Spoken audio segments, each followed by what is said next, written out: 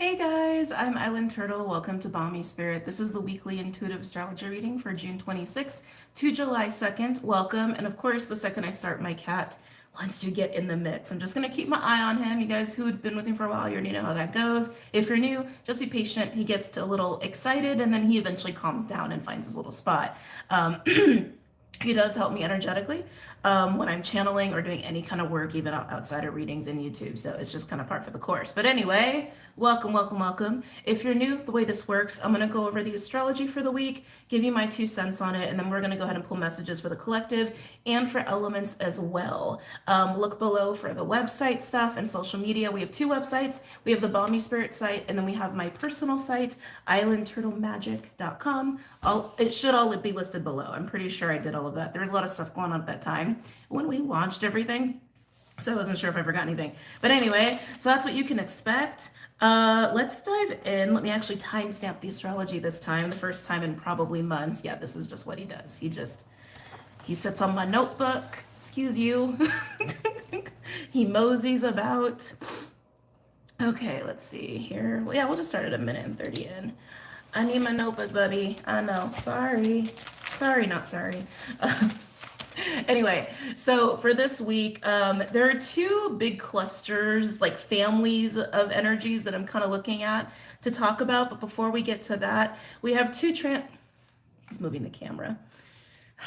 We have 2 transits going on this week. We have Mercury moving into Cancer actually on Monday on the 26th. 25th. No, this is the 26th. Something might be happening on the 25th. No, it's the 26th.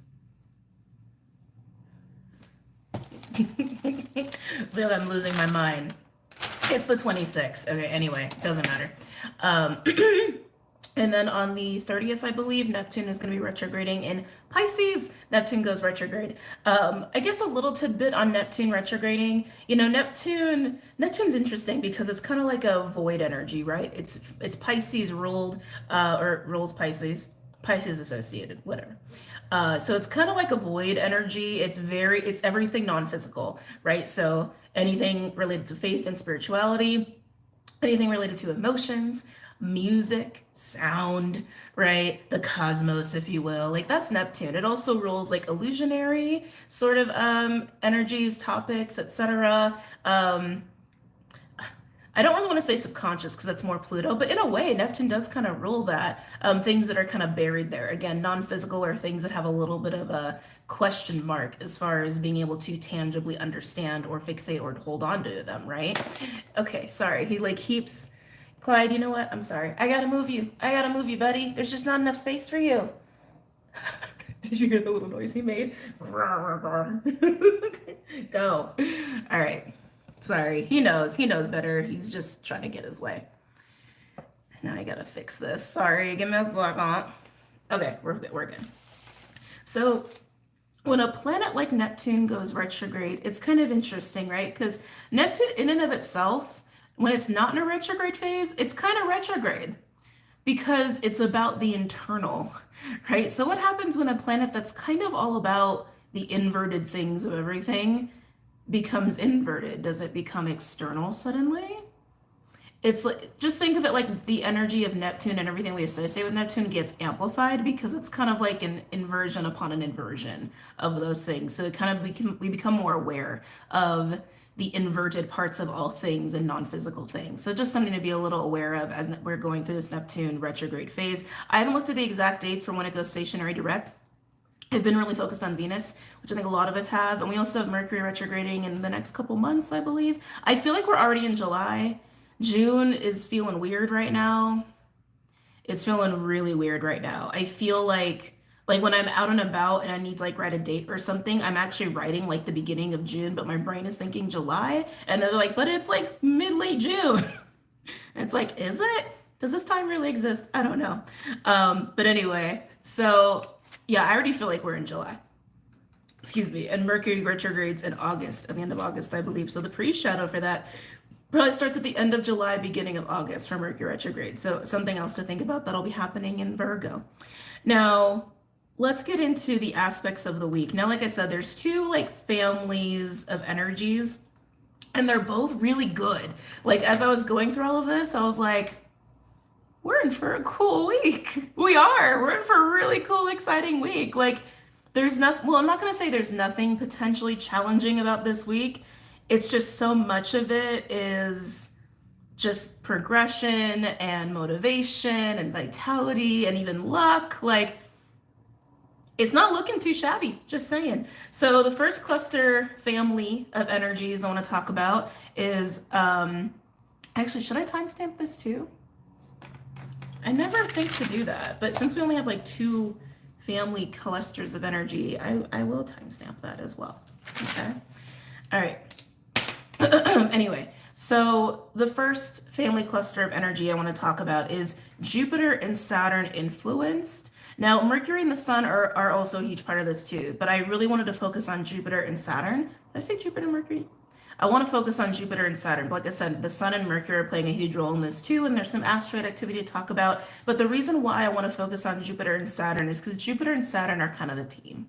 You know, when you look at different planets of energies, right, there are just some that make up a great team, like Venus and Mars, masculine, feminine. Jupiter and Saturn are a great team because you kind of have, both of them are teachers in a way. One creates challenge and restriction and pressure, while the other one gifts you for your hard efforts and for your sojourns and overcoming challenges and things of that nature, right? So it's like Jupiter and Saturn were great in that kind of a tandem, right? So there are a lot of aspects to each of these clusters, and I'm not going to overwhelm you. I'm just going to give you important dates and give you the gist of things, okay? So we have Jupiter and Saturn working together. We have the Sun and Mercury working together. And all four of those planets, Jupiter, Saturn, Sun, Mercury, are all working with the other four individually on their own. Wrap your head around that, okay? Jupiter and Saturn in a sextile, the Sun and Mercury in conjunction because we are in Cancer season. This is entropic, and Mercury is shifting into Cancer on Monday, the 26th, as we established in the beginning of the video. Now, each of them individually are working together. Creates a lot of aspects. And that's why I'm here, so you don't have to do the legwork. I did the legwork for you. I give you my 2 cents on all of it. Now, when it comes down to it, all of this is really just offering us the opportunity and ease and support with planning, with communication, being able to focus on things, being able to focus on details, and not having it take up as much energy as it normally would. Now, Jupiter is helping us as far as also providing lucky opportunities for all of this to play out. But Jupiter sextile Saturn, which is what I started with, and I talked about this endlessly, I feel like in the last couple of weeks, because actually that aspect was exact on June 19th when Venus entered the pre-shadow for Leo. I've talked a lot about it. Go ahead and watch any of the videos I posted the last 2 weeks to hear more about it. All of this is just helping us for lasting success. All of it. Now, we have a lot of Cancer energy wrapped up in this. So this can pertain to domestic matters or anything that's establishing emotional stability and security. Even like cars, vehicles can play a role in that, or working with females or female related things or mother related things, mother child related things, family related things. It's just more likely to be in that realm. Doesn't have to be, but most likely will be affecting that realm or that part of your life, or it'll be part of your motivation. Okay, there's also a lot more confidence coming out of all these aspects as well. Now, because we are talking about Cancer, Cancer rules home. Cancer also rules, you know, like I said, mother-child relationships, relationships in general, and family relationships. So while we have all of that going on, and that's really helping us, we also have some asteroid activity, mainly around Juno. Juno is also in Cancer this week, and throughout most of the week, Juno will be conjunct Mercury and the Sun, two big driving planets, right, that we have. So Juno's just going to highlight bonded relationships, marriages, partnerships, in the midst of all of this beautiful, like cerebral, oh my God, I can get so much work done. Oh my God, I can see how everything's connected. Oh my God, I can organize and I can communicate effectively. And I'm really confident in doing it. I'm going to get shit done, right? In the midst of all of that. What I thought was interesting is that by the time the weekend rolls around, like June, like literally June 30th or July 1st, Juno is going to be trine Saturn, and then Orcus is another, it's actually a dwarf planet, very similar to Pluto, is actually going to be working with Mercury and the Sun in a sextile. So all that's going to do is to help kind of finalize things, actually. So it seems like Monday to Friday, like we're going to have this edge, if you will, when it comes to our mental space, when it comes to how we can see things be put together and be very motivated in getting things done, and where it's going to be easier. And Jupiter is also giving us a little bit of luck and optimism and confidence to help get all these things done. Now, Saturn's also bringing in like commitments and devotion and more of that focus, but just keep in mind that commitment is a key word here. So Monday through Friday, getting our shit done, also making any progress towards goals or certain ambitions that we have, but in the realm of commitments. So if you're like in planning phase Monday through Friday, or you're needing to negotiate some things Monday through Friday, the weekend seems to be where things are going to get really solidified. Either as far as details are concerned, or like legal finalizing of things. There's also going to be a lot of paperwork involved this week for anybody where that's already been a thing. Like what I mean by that is, Clyde, that's what I mean by it. Clyde, I mean Clyde. Buddy, I know, come on.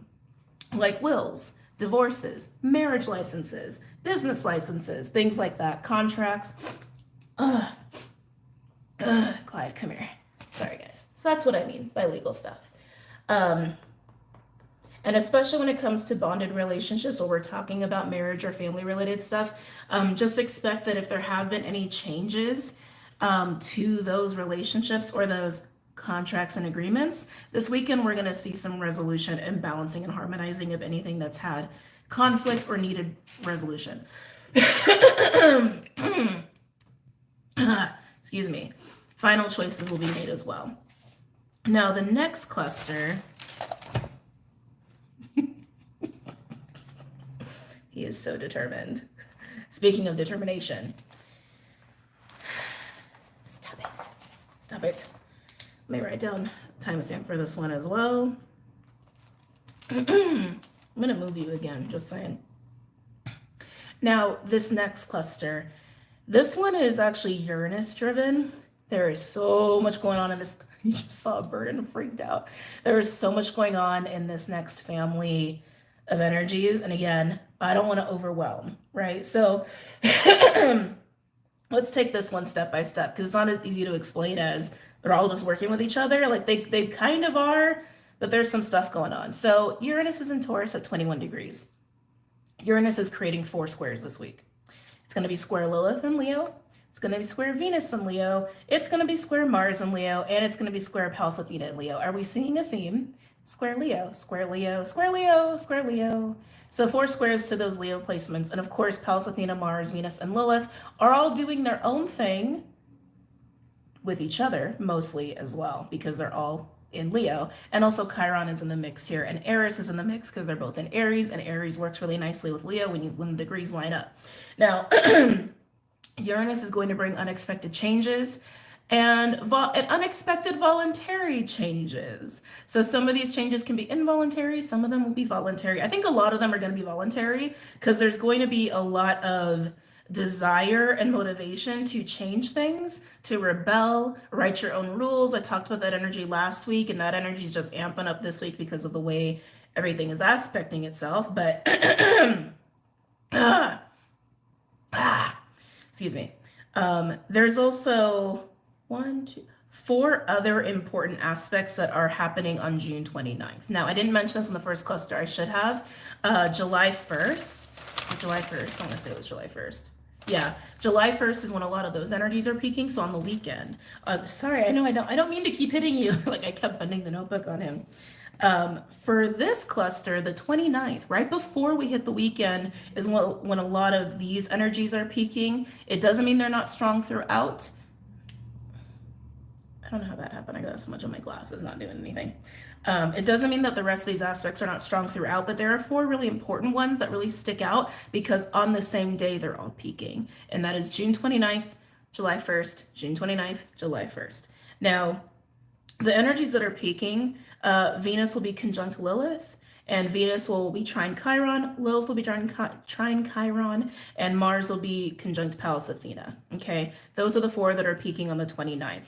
Now, it's really nice that this is coming up in relation to all the squares with Uranus, because these energies, Venus with Lilith, Venus with Chiron, Lilith with Chiron, Mars with Pallas Athena, it's going to help us to be really in tune with our raw emotions. And when I say raw, I mean raw, primal, wild selves. And because we're going to be really in tune with that, and we're going to have all of this, first of all, cerebral mental energy helping us to be focused and giving us an edge on how things can work and how we can make plans and orchestrate. So there's that. But then we have all this fire with the other aspects that I haven't mentioned in this little family yet that are really pushing us towards self-expression. Okay, I'm like looking at my notes on how I wrote it. Yeah, being more in tune with raw nature and emotions will give clarity, but that's going to be coupled with motivation to pursue ambitions, be expressive, not expectant, expressive, and to act and embrace our own sexual power and overcome insecurities and show others that how we have done so as well, how we've overcome those insecurities. So there's a little bit of reinvention energy here of self, which we had last week, and then it's still showing up this week, but we just have so much more fire added to the mix here, which I think is really cool. So a lot of personal, internal changes, motivation, lighting a fire under our butts, being our raw, prime, wild selves, but then having this really like disciplinary focus on like almost like giving a container, like having all that fire and putting in a container of Mercury with Saturn with Jupiter and the sun and being like, okay, what do we do with this? Okay, what do we want? How do we make this work? Who do we need to talk to? What do we need to like make happen? What phone calls do I need to make? What do I need to write off my task list? Like all of that stuff. Now, I will say some of the driving signs here, Cancer and Leo and Taurus. Those are the three driving signs. Cancer really is throwing into the mix this question of domestic life and family and emotional security that's being coupled with all of this like living from the heart energy, which Cancer is also very much heart-based energy. Cancer and Leo are neighbors, and that's like it's one of the things that they share. Every sign is that every sign that has a neighbor, every sign has a neighbor, but the neighbors of signs, it's probably the best way to say that, always have something in common because they're gifting something to the next sign to evolve it in some way and anchor it into reality in some way, right? 1717 when I said that. But Cancer and Leo have that in common, the heart and emotions and passion, which is like the flip side of them, but coming from the heart space is a huge part of this. Taurus, Uranus being in Taurus as like the change agent, and Jupiter, of course, being in Taurus being this like expansion, giving lucky opportunities, bringing confidence and optimism, and of course, like also helping with intuition where that applies. Is really acting more of like fuel to change certain things in our physical reality to make these things happen. But those are the driving forces, and I really want to emphasize the Cancer component with the Leo component. Relationships are probably going to be a huge part of this. Number one, the relationship of self. That's always number one. But we are humans. We are in a physical reality. We have relationships for a reason. They help us grow. They also provide fulfillment and support, and they also act as like, how do I want to say this? Yes, they act as mirrors, like for our own energy and for ourselves and our own emotions, but it's also like relationships are also a way for us to experience, how do I want to say this? I guess love in the physical. I guess that's really what it is. Because like we can experience love and home all within here and within the heart space. But if we didn't have relationships, we wouldn't be able to experience like we wouldn't be able to have that experience. Oh my God, I'm not making sense. I don't have the words. Yeah, I mean, we wouldn't be able to experience in the external. I mean, that's really what it is. We wouldn't be able to experience in the external. We wouldn't be able to experience what it's like to receive any of that, even if we're experiencing it within ourselves. I don't want to beat a dead horse. Anyway, so when it comes to this cluster, just a couple other things I want to note. I will tell you, so Uranus is creating those four squares. Now Mars is conjunct Venus, and Venus is conjunct Lilith. Mars is conjunct Pallas Athena, and Eris in Aries, which is kind of cool because Mars and Eris is basically the brother and sister. Like, excuse me, because Eris is Aries' sister. So it's kind of like brother and sister coming together in a harmonious way, but in the energy of Aries, right? So it's like the energy of standing up, being confident. It's also a playful energy, but it's also an energy of war, which doesn't have to be this like negative association of destruction. It doesn't have to be that, but it's definitely this very confident, united energy to get up and get out and do things, right? And Mars is also trine Chiron. Venus is also trine Chiron. Lilith is also trine Chiron. You see how Chiron is playing a huge role in this too. And Lilith is also conjunct Mars as well. So those are the other aspects that are happening. And that Chiron component, I talked about it a little bit with June 29th, but it's really important because the Chiron component calls up our life experiences into all of this. So we've been going through this period of self reinvention, breaking away from the old, not just old programs, but also like old insecurities. We've also been moving away from like karma and karmic experiences. Some of us have been doing that, others are still in it. Not here to say who's who or what's what, just that that has been something that's been going on here. But I love that Chiron is here because it's allowing us to also get into new experiences that otherwise we wouldn't have. That otherwise maybe we wouldn't be ready for or feel confident enough to try. There's probably also going to be some relationships that come on the scene this week, or if they have, if they haven't already, will come on the scene this week to also help us with that. So if we've been having trouble facing our certain insecurities or getting past some of these old ways of being where we got in our own way of asserting ourselves or identity crisis, whatever, certain relationships are going to help us there too. Okay. And some of these are going to be very sexual. Just saying.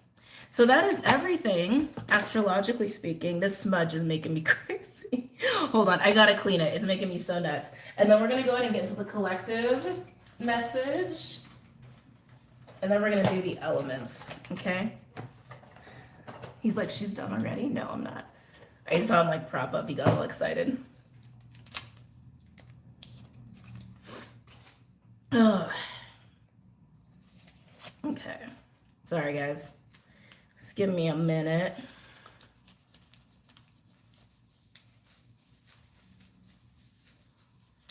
I really need to go to the eye doctor. It's on my to-do list. The never-ending to-do list. Oh, that's so much better. Okay, let's go ahead and get into the collective message. Okay. Put you over there for right now. All right. What deck wants to work with the collective? I do like using oracle decks to start. Am I feeling it though? I don't know if I'm really feeling it today, actually. Well, we'll do energy oracle. We'll do energy oracle. Ooh, no, we're gonna do dreams of Gaia. Dreams of Gaia. All the decks that I use are linked below for your convenience. Any messages or insights for the collective for the upcoming week? By the way, full moon in Capricorn is on July 3rd, so it's on the following Monday. So I'm probably going to do a live between the 26th and the 2nd, and it'll be on Patreon, or post to Vimeo after the fact. Okay? Okay. Any messages or insights for the collective?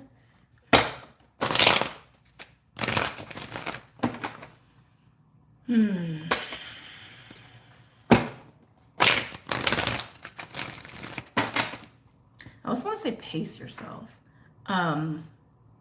Something about pacing. Because we're going to have a lot of like kind of energy coming up this week just because Jupiter playing off of Mercury and the Sun and Saturn. That's kind of energy, but especially with the mind and communication and ideas. A lot of ideas, a lot of like active mind energy. And then we're gonna have a lot of fire with a Leo and Aries, where that's coming from below. So we have kind of like these explosions of energies coming from above and from below. Might make you want to do everything. So pace yourself. Pace yourself. Any messages or insights for the collective?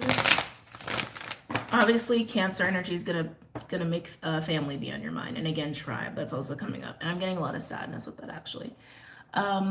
We've also been going through some heart openings. That's definitely been happening in the collective. We're gonna see what wants to be spoken to for that, because I'm just getting a lot of emotion. Getting a lot of emotion when it comes to family.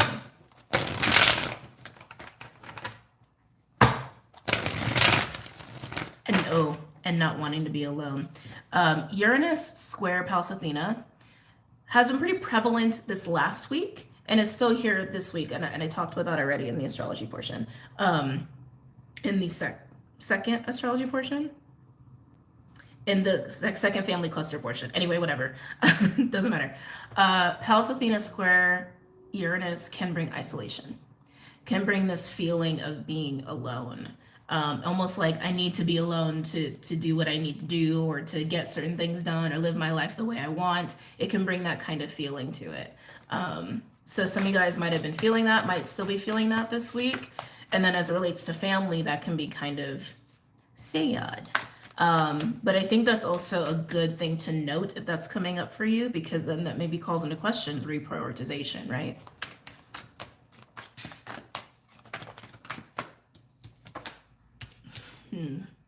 Five of Pentacles in reverse, Five of Earth in reverse. We like when it comes out in reverse versus upright here. But this card actually has a little bit of a devilish energy to it every time I work with it. Some of you guys are still dealing with devil energy, choosing the Lovers versus the devil, which means choosing the old ways, old restrictive ways, self-limiting beliefs, addictions, codependencies, attachments, etc., etc., etc., right? The choice of getting off the karmic wheel or not. Some of you guys are still dealing with that coming into this week. Some of you guys are still dealing with that. Some of you guys have also been humbled or are going through a humbling when it comes to feeling powerful. Which means feeling in control is what that really equates to. Facing yourself when it comes to that. And just being honest with yourself about it. Some of you have been feeling like you've been in a rut, maybe even a darker place. That will change. Ooh. When you start looking after you. Nine of Pentacles in reverse. When this card comes out in reverse, we are not taking care of ourselves enough. So with the 9 and the 5 of Earth coming out, there's a 4 of Earth, which also speaks to power. That speaks to power, that speaks to resources. This seems like a big looking at the self kind of vibe. Looking at the self, owning your feelings, owning your shadow, owning where maybe you self-sabotage and maybe even restrict yourself when it comes to all things in life. How you want to live, work, relationships. I keep getting power and control is at the core of that. I keep getting power and control and not enough of actually taking care of yourself. Like, for example, emotional self-care, taking care of the vessel, taking care of the spirit, like doing things that make you feel nourished, revitalized, safe, that sort of deal, versus like trying to dabble in the external, again, internal versus external, dabbling in the external to feel those things, but it's not really real. It's false. It's false power. It's false grounding. It's false control. So take a look at the self.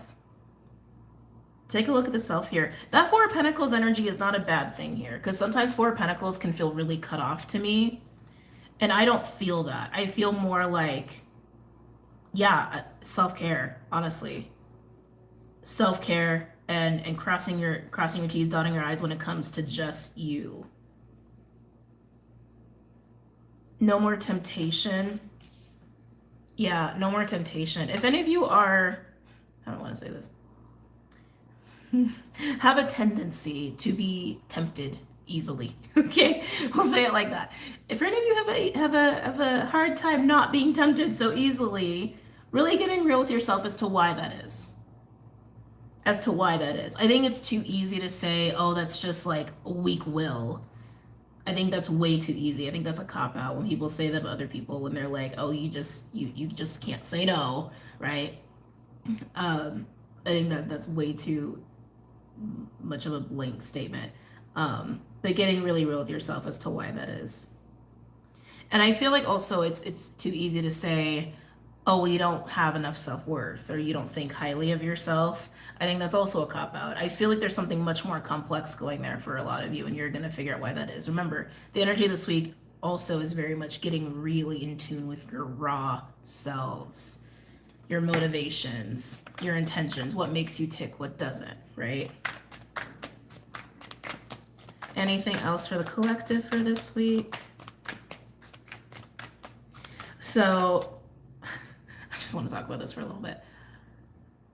there are some of us out here, you know who you are. We can experience the wave of collective energy sooner than other people.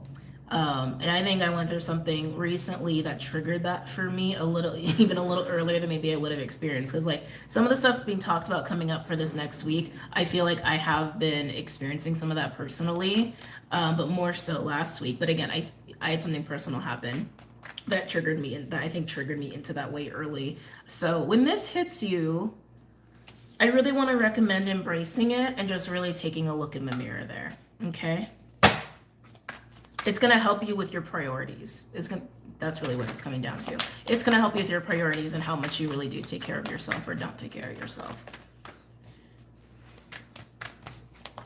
Anything else for the collective for this upcoming week?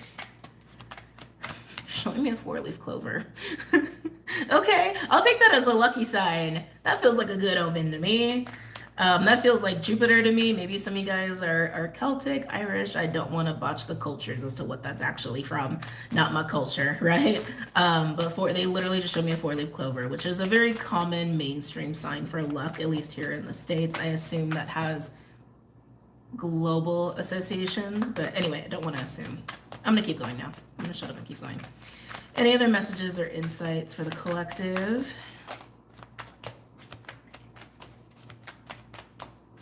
I'm feeling this tug of war. I'm feeling this like 5 of Wands energy. This like, do I go out and try new things? Do I not? Do I go out and do this or do I rest? Like a tug of war with the self-care. And even within the self-care, it's like I feel like some of you want to try new things or do things that will feed your soul, right? That are not necessarily just in your own bubble or just in your own home.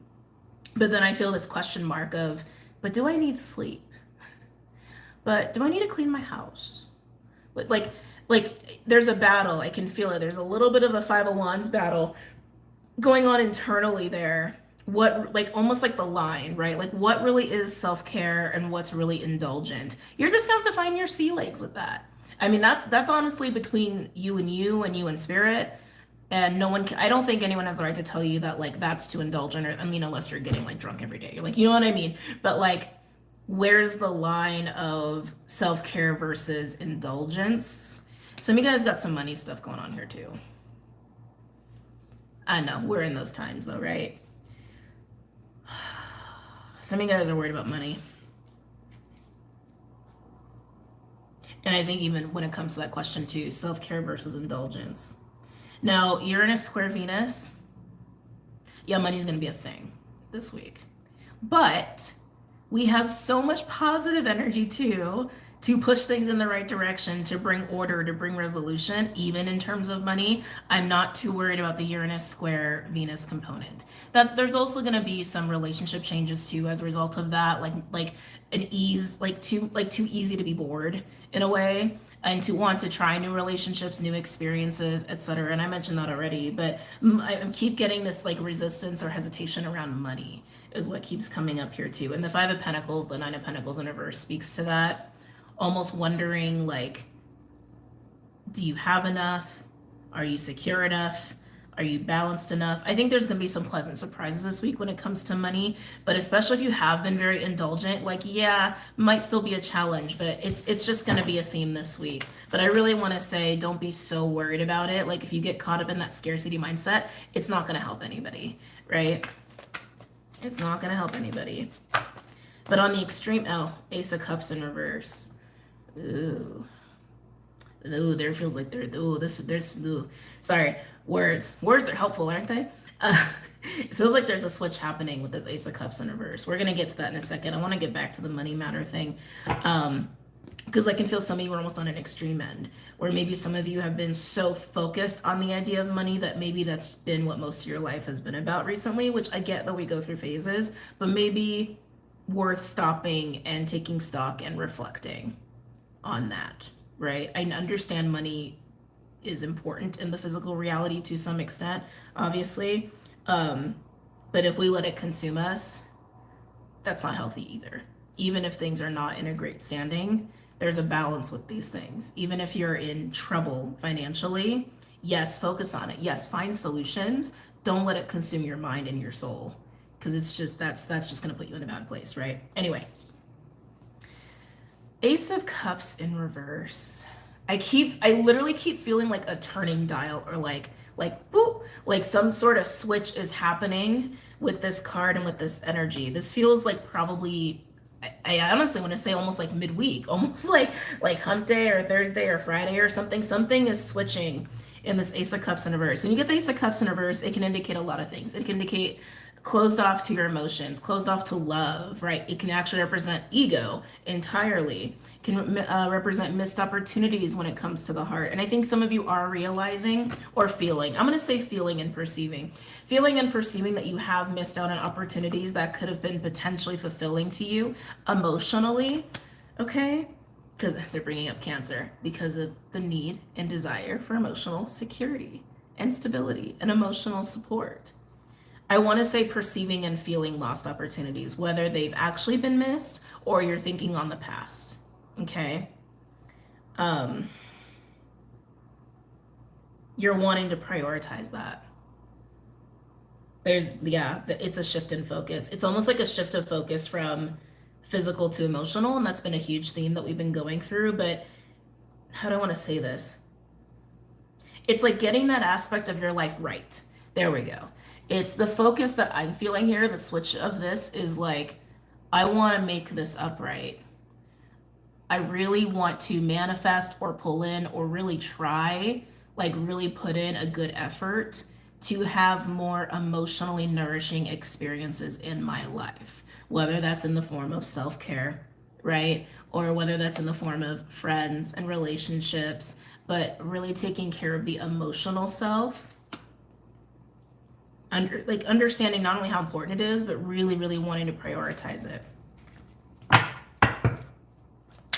Anything else for the collective for this upcoming week? Like, it almost feels like there's a Wheel of Fortune energy behind this. We'll pull tarot too to see if it comes out, but it's just what I'm feeling. A lot of reversals today. King of Earth in reverse coming out on the Ace of Cups in reverse. Again, this is the switch, right? Because King of Earth in reverse doesn't focus on emotional matters. They don't focus on emotional stability. They actually feel relatively unstable, but the King of Earth doesn't show that. Even if they feel really unstable, which is why King of Earth represents an over-focus on financial stability and security and career and things like that, because they're worried about it. And that is kind of a little bit of what I was getting there. But recognizing that maybe this is where you've been, or recognizing where in certain parts of your life you haven't made room or enough of an effort to bring more emotional nourishment to the self. And maybe you haven't because maybe it's been painful. Maybe there's some sad stuff there that's been keeping you from that. Maybe you've got a closed heart, right? No judgment. I think we all have been there at different phases in our life, right? But it's time to shift that. It's time to shift that. If there is a relationship at play here, whether it's romantic or business, I just gotta play it. Whether it's romantic or business, if this is about a relationship, it's a relationship that was there for security reasons, whether that's financial security or emotional security. So basically a codependency or an attachment, not necessarily something that was nourishing. Because like I'm looking at this and it's like, where's the emotional nourishment? It's not here, right? This is looking at the parts of your life where that is not there. So if this is about a relationship, it hasn't been there. Now, it doesn't mean that the relationship itself is like, throw it out, right? But maybe that can be rectified with a conversation and some effort. Potentially, you are the gurus of your own life. Practice your own discernment with that. But yeah, relationship-wise, if there's a relationship, it's lacking that water. It's lacking emotional nourishment. And if you can't fix it, you can't fix it. And if you can, you can. All right.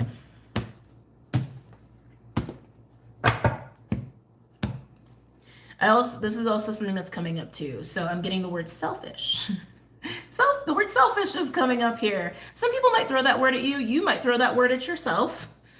I know that, I think everyone in the world has some tendency to do negative self-talk at some point in their life, right? Calling yourself selfish, people calling you selfish. Wanting more emotional support in your life is not a selfish thing. If it's to the detriment of another person, it's not emotional support anymore, right? That's like narcissism, right? It's like, that's like codependency.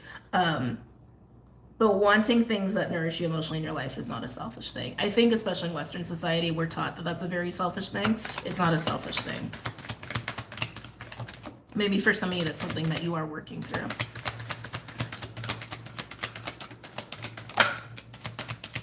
My God, more reversals?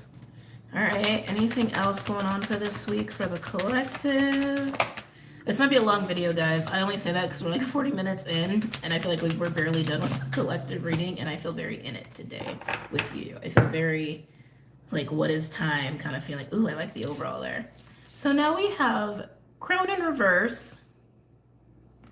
That goes hand in hand really well with the King of Earth in reverse, though, I gotta say. And then we have the Choice card, which is kind of like the Fool in this deck. Now, the Crown coming out in reverse, this speaks of distorted power. This speaks of like shadowy Pluto, like control, manipulation. You could even say dark feminine. I keep wanting to use that term recently. And I feel like the way I want to use it is not the way we think of it.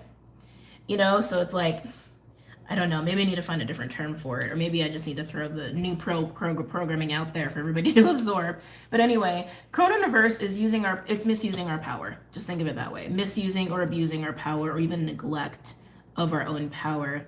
But the Crone is distinctly feminine, while the King of Earth is distinctly masculine. Doesn't really matter what parts of ourselves we're pulling from in this. It's like, this is clearly coming down to, do we understand what our own power actually is and where that comes from and how to use it? Do we really understand that? Or are we just kind of grasping to feel okay? Are we grasping and just doing things in a way where it's like, yeah, we're just trying to be okay, and we're just trying to control, and we're just trying to hold on, as opposed to really dealing with why we're not okay. Right? Right. So some shadow work coming up for some people here. No question about that. Now, I love that we're ending with the Choice, because the Choice card coming up almost has this feeling of clean slate. It has that full feeling of leaping off the cliff and leaving it all behind. And I do feel a letting go with the Choice card. I almost feel like a scorpionic death energy behind the Choice. There is a letting this go. Now, something that has been happening collectively, I was going to do a podcast episode on this, but I'm going to talk about it because we do have a lot of Cancer energy coming up here. There's been some cleaning of the mother lines. And I was going to talk about this in the podcast episode because I was also doing a lot of this work too, clearing mother lines within my own family, but also on behalf of the collective. It started as like my own work and my own ancestral work, and then it became more than that. I'll just put it that way. But I'm really feeling that with the Crown here. I almost like, can I even remember it? I kind of want to save that for the podcast episode too. There was like a mantra that came up out of me. I don't think I wrote it down, about clearing all of that. And so, you know what, I'll just sit down and just reword it, and then just kind of work with that. And then I'll probably do it on the podcast episode. But anyway, clearing mother lines is also happening as well. Clearing the chains of mother lineage. Anybody who has a mother, which is everybody. We've all had a mama, because we wouldn't be here if we didn't, right? Whether you knew her or not, whether they were abusive or not, whether they were loving or not. And of course, that affects everyone you've ever met and everyone in your family. Clearing mother lines is clearing the collective, as far as I'm concerned. But particularly when it comes to programming, wounding, trauma, hurt, as a result of some of those things that have been passed down through the lines of the mother. And reworking your relationship with the mother. And that will also in turn help you to rework your relationship with the great mother and also the grandmother, which is more primordial as far as I'm concerned. Yeah, I've been doing a lot of interesting things in my little bubble the last week or so, but I'm seeing that here, and unleashing that will allow you to move into the Choice and having this clean slate sort of energy. Now, everything is a choice. Everything is a choice. And I've been talking about this the last couple of weeks. The choice of the Devil or the Lovers. Getting off the karmic wheel, staying on the karmic wheel. You could even see, God, I didn't even realize that. You could even see it in the illustration. Totally free will choice. Overall, we have the 8 of Earth. I love this card. Oh my God, this is Beautiful. Love this card. Eight of Earth, and then we have the Destiny card. Why do I love the Eight of Earth in this deck? Because it speaks of abundance and it speaks of procreation and manifestation and being in your power in a way where you're so grounded in it, but you're also realistic in it, but which is why you're able to really make things happen when this when this eight of Earth comes out. And then there we have Destiny. It's of your own making. Now, there are things that happen. There are things that we have opportunities to learn and grow from and all that stuff. But even while we're here, we can still do things. We can, like, we're here to create. That's what we're here to do. We're here to create and we're here to experience. Those two things and everything that'll branch off of those two things. This feels very much like being in your power in a way that is more understood, divine, enlightened, lighthearted. It's from the heart. It's joyful. It's like there's something so healthy about being in your power this way than trying to be in your power this way. This is trying to be in your power. This is just being in your power. This is being. This is forceful trying and control, manipulation, and all that stuff. Right? So a lot of layers to this. Coming down to the emotional with self-care, and instead of, again, grasping to force things to be a certain way because you're not okay, owning why you're not okay, focusing on that, focusing on bringing more of the emotional nourishment in your life, clearing mother lines. We got some family domestic stuff going on there. And if this is also pertaining to certain relationships, recognizing where there is no emotional nourishment and, doing what you can, if you want to cut bait, cut and run, fine, cut and run. It's your own life. Do whatever you want. Or if you want to try to transmute that, you can totally do that. But again, when it comes to relationships and the choices that we're all making right now, if you choose the Lovers and someone chooses the Devil,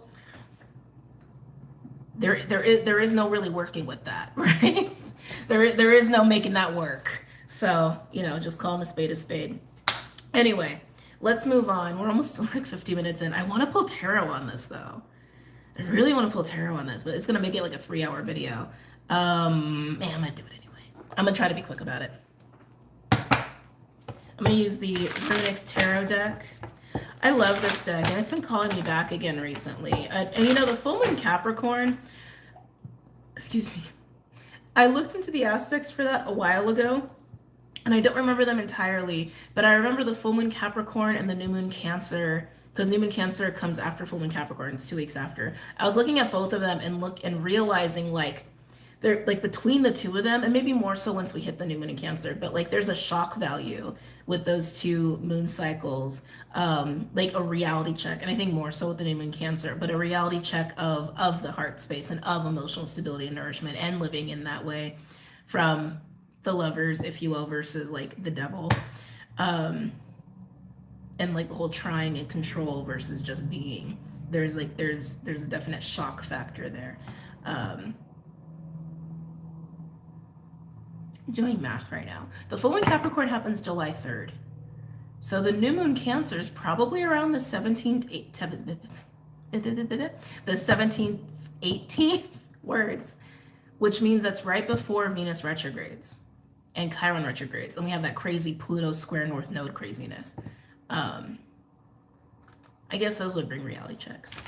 Anyway, coming back.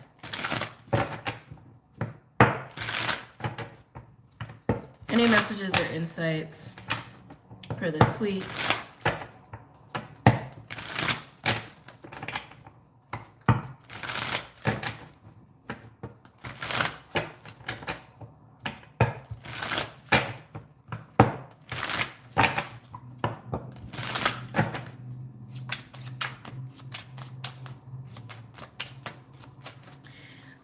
These words of power keep coming up. Hold on, we just got some cards out here.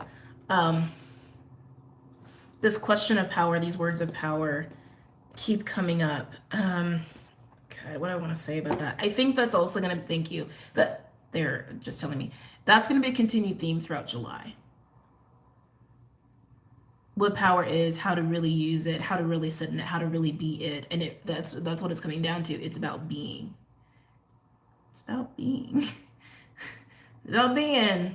It's about being from here. Also, sexual power is something that's coming up too. Sexual energy is really powerful, and obviously you can use that for manifestation. I mean, if you want to dabble in that, you can. But sexual energy is literally the energy of creation. It's God energy. I mean, it's basically what it is. There's a lot to be said there, but I don't feel like this is the right video. Anyway, let's move on. Ooh, we have Knight of Cups with Judgment, Two of Swords, and the Hanged Man. Why are we still confused is what I want to say. Why are we still confused? The Knight of Cups with Judgment. I mean, that to me says, you know the right course of action is the Knight of Cups. The heart. Matters of the heart. Emotional matters. More experiences with emotional support and nourishment, that is the right direction. Right? Right. But then we hit this. Two of Swords and the Hangman. But is it? It is, but is it? It is, but is it? But is it? But is it? But is it? If you know, you know. Don't question that. Like Knight of Cups and Judgment, like that is such a spiritual thumbs up, which also tells me that intuitively you know, like deep down you know.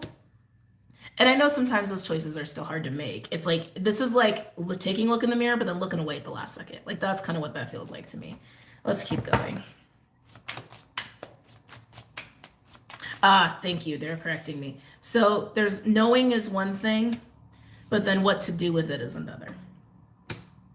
What to do with it is another. So yeah, it's almost like it's starting to happen on the levels, right? So it's like a part of you knows, your spirit knows, your soul knows, but then how to actually like bring that awareness like fully in, right? Like 100% to actually know how to do anything with that, what physical action is required there. And I really want to say it's way more emotional than it is physical, but yes, there are physical things that will be done or that will take place to solidify that desire of prioritizing emotional nourishment and support.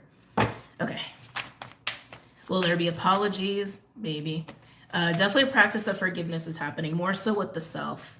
More so with the self. And if you were forgiving others too during this, those can be in the physical or it can be in your own time and space. But anyway, let's move on. Any other messages or insights for the collective for this week?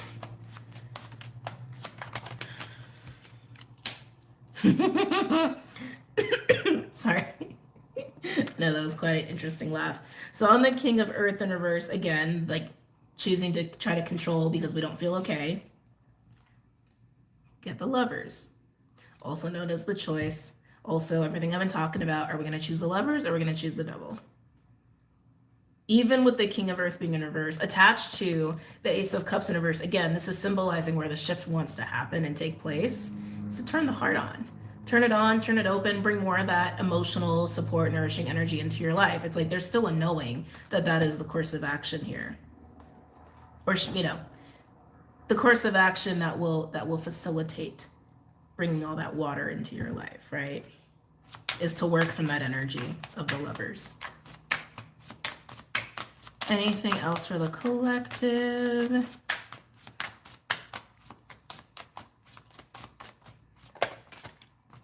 Okay.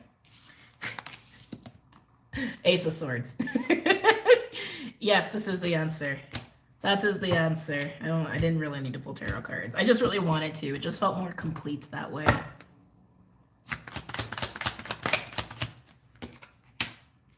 Okay. Ooh. Anything else for the collective? The physical actions will follow. Just be patient. I'm also getting that too. Like, be patient with yourself. Be gentle with yourself. Wow. Yeah, the physical actions will follow. I'm going to show you guys in a second. We had 2 more cards come out. Oh, beautiful overall energy. 3 of Pentacles and the Ace of Cups. Working on bringing more Ace of Cups into your life, bringing more emotional, nourishing experiences into your life, focusing on that. That is part of the answer. And yes, in the physical, it will happen. Baby steps. Baby steps. Let the truth hit you. Let yourself absorb that. Let yourself embrace that. And then let yourself start to make these like little changes. Because that's what I feel. I feel little changes. I feel little baby changes that will eventually just create a snowball effect into big, big, big, big, big changes, right? Overall, we've got the Tower. Changes, unexpected changes. But this to me feels way more about like epiphanies and just realizing this and then making changes as a result of that. There also has this feeling too of like really breaking through any veil or illusions. Delusions is actually what I'm hearing as well with that. So everything I've already been talking about, but let's go ahead and do some elementals, do some element readings now that we are literally 55 minutes in. All right, who's going first? Air, earth, fire, water. I thought I brought my dice closer so I wouldn't, so I'd have them for this one. I guess I didn't. Sorry. Well, I'm hearing Aquarius really loud, so we're just going to go with air. Aqua, you called me. Okay. So Aquarius, you yelled at me very loud for whatever reason. So we're going to do air. Aquarius, Gemini, Libra. Starting with the Wild Unknown Animal Spirit deck. Aquarius, Gemini, and Libra. Aquarius, why did you call me? Oh, because your 7th house is Leo. That's why. That's why you called me. And Aries is your 3rd house. Ooh, lots of talking, lots of socializing, lots of communicating with people. Is that what's going on? Is that why you called me? Aquarius, Gemini, and Libra. Wait, so where would Taurus be? Oh, so Taurus would be your 4th house, your house of family. Oh, goodness. Oh, Aquas. Okay. So Gemini's, Libras, you're still in this group. Don't worry. Just Aquas almost felt like they gave me a Mayday call. Alrighty. Are you having an existential crisis, Aquarius, when it comes to relationships and family? Aquarius, Gemini, and Libra. Aquarius, Gemini, Libra. The other cards are being really funky with you guys. Aquarius, Gemini, Libra. Okay.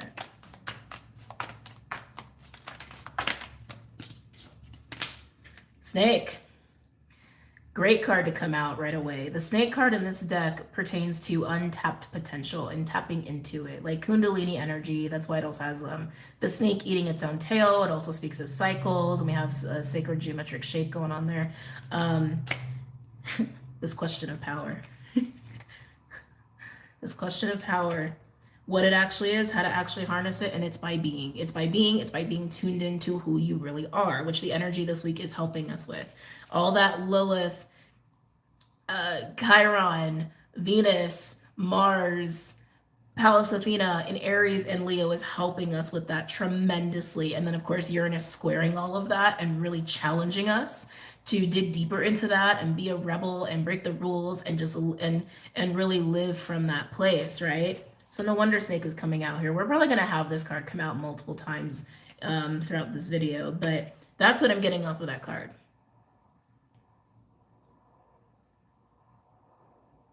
It's listening to that part of you. It's listening to the raw part of you that you haven't allowed yourself to tap into or that you don't normally.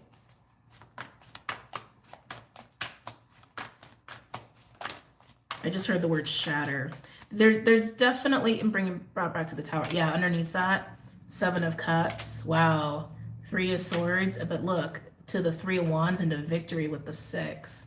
So what I feel like the Tower shattering, and I feel the shatter happening here as well with the Snake, it's shattering this nonsense. Not nonsense, but 7 of Cups and the 3 of Swords. Illusions and delusions of suffering and pain.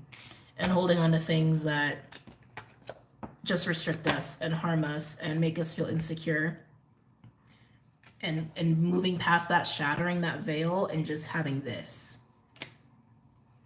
pure raw passion, emotions, self, desire, and 100% acting in that. Doesn't mean you gotta go crazy, right? It's not falls to the wall, lose your mind time, but beyond authentic. I don't have a word for it. I like fully realized self. No, that's not the right word. Maybe the right word will come up. Anyway, moving on. For air signs, Gemini, Libra, Aquarius. Woo. The cards are like spitting. They're spitting at me. Gemini, Libra, Aquarius. Unicorn! We love a unicorn energy. Unicorn is the third eye chakra. It is very Aquarian. It's very galactic. It is everything non-physical and everything that would be technically impossible, but believing it's actually possible. This is seeing your life through this lens. This is seeing yourself through this lens. But I'm feeling it's way more about the self and your own life and your own path and seeing you. It's the look in the mirror, but it's the look in the mirror that is like, it is deep. It is way beyond the physical. It is seeing like every facet of yourself, every nook and cranny, whether it's been labeled as good or bad or shameful or whatever. It's kind of like, oh, that's powerful. It's like looking at yourself through the eyes of spirit. You could say with unconditional love, I'm not feeling that. I'm not feeling that. I'm feeling way more like just unfiltered.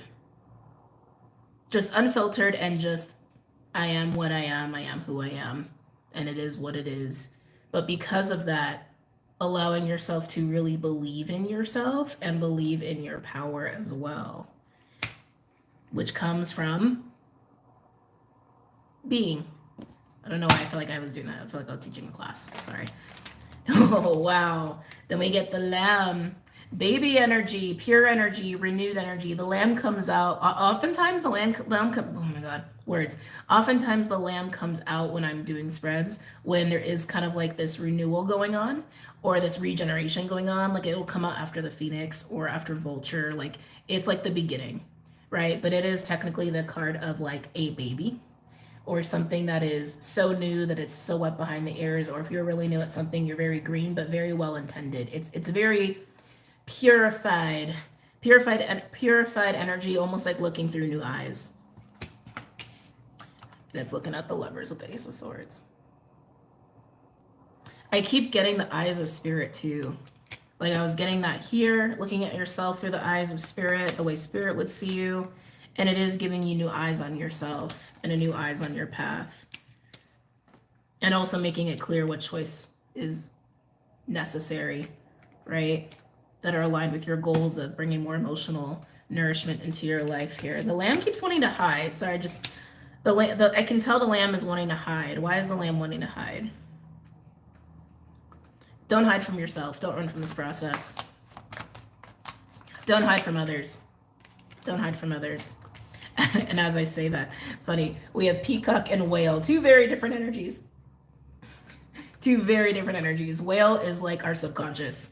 Whale is like the void of interconnectedness, right? It's the great mystery. Like that is Whale. It's very spiritual. It's very Pisces.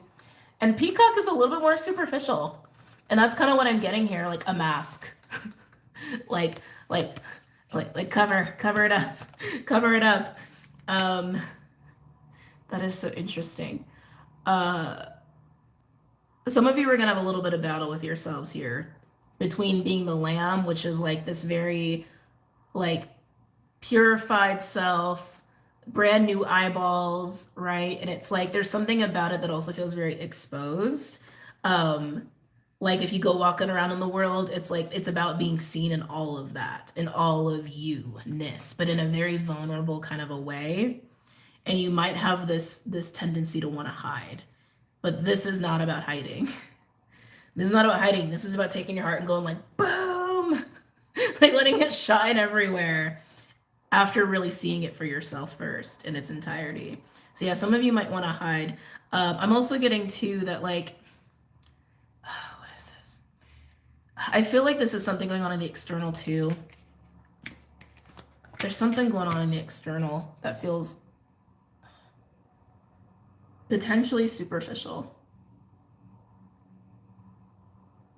I mean, you're gonna, anytime you go through this kind of process, when you go through this like deepening of self and pulling back the layers, you're gonna see even more clearly through people, essentially, like through who is superficial and who is not, who's hiding too, and who's hiding. Some of you are gonna realize that there are people in your life who have been like had this kind of awareness, but they've been hiding, but they hide. All right, moving on. Anything else for my air signs? Gemini, Libra, Aquarius. The eyes have it. Dragon just came out. Dragon, solar plexus energy, and it landed on the lamb. The eyes have it. Look at all those colors too. Talk about the rainbow here. Dragon comes out when literally we're seeing through the veil. So you got third eye, you got solar, you got third eye and solar plexus chakra energies here. So just keep in mind those won't be very highlighted for you in the coming week. But yeah, it's exactly what I was getting. It's like your eyes are different. The way you're seeing things are different. Your perception is different. You could even say maybe something going through like a third eye opening. But that's because you've seen yourself past the veils. So you can see everything else through those same veils because you've shattered those veils. Okay. God, that dragon eye. Can't stop looking at the dragon eye.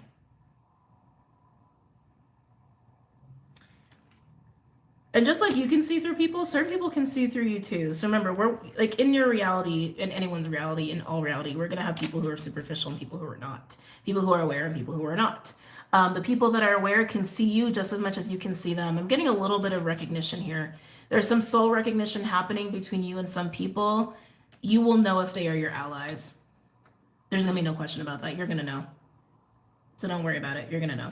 Overall, we do have Fox. We love a Fox energy. This is Gemini energy for me. Fox is witty, Fox is cunning, Fox is smart and intelligent, and can turn a 180 on you on a dime if they have to, if they don't feel safe, or if they sense danger. Sometimes it could be a trickster energy, but in this deck, it actually speaks to having a very intelligent and capable partner. So it is a partner card technically, and with the soul recognition coming out here, yeah, you're going to have an ally or two that may be coming on the scene. But this is speaking to that mercurial energy we have this week, that sharpness, right? To not only discern, but to communicate effectively, make plans effectively, and execute plans effectively. So while a lot of this feels like, yes, you're looking at yourself in the mirror, and yes, you're getting into new places of power for yourself, and it is renewed. And so having this renewed sense of vision, it really is coming down to vision, right? Which is equating to a new sense of self because you're seeing yourself.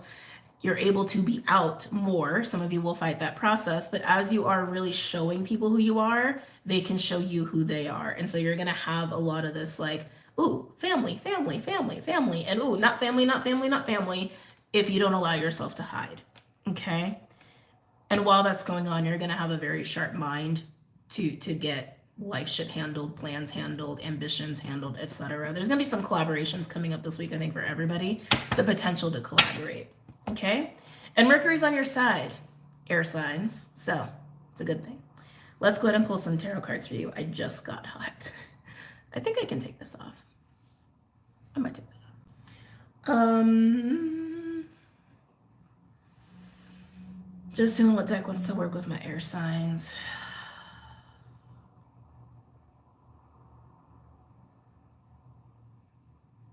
Ooh, we're gonna go with the Light Seers Tarot. Okay. I gotta take this off. It's way too hot. Sorry, guys. Give me a second. Okay.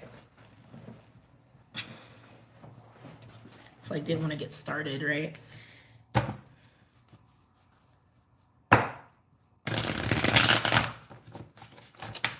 Any messages or insights from air signs? Gemini, Libra, Aquarius.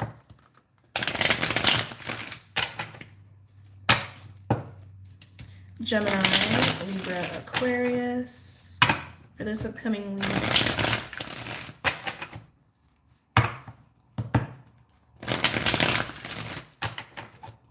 Gemini, Libra, Aquarius.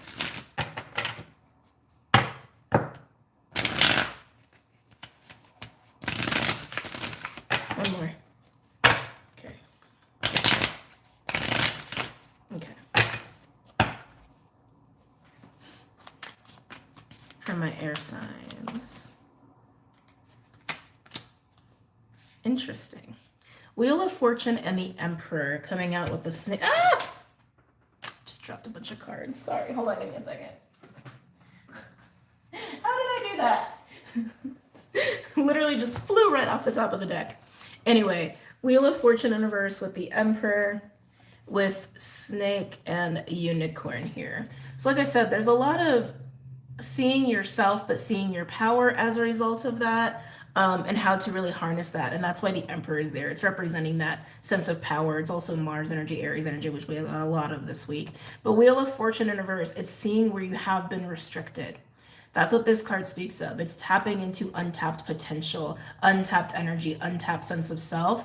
And this is basically saying that like there has been some stagnancy or difficulty or challenges, but that can change. That can change if you're getting tapped in here, right? Right. Let's keep going.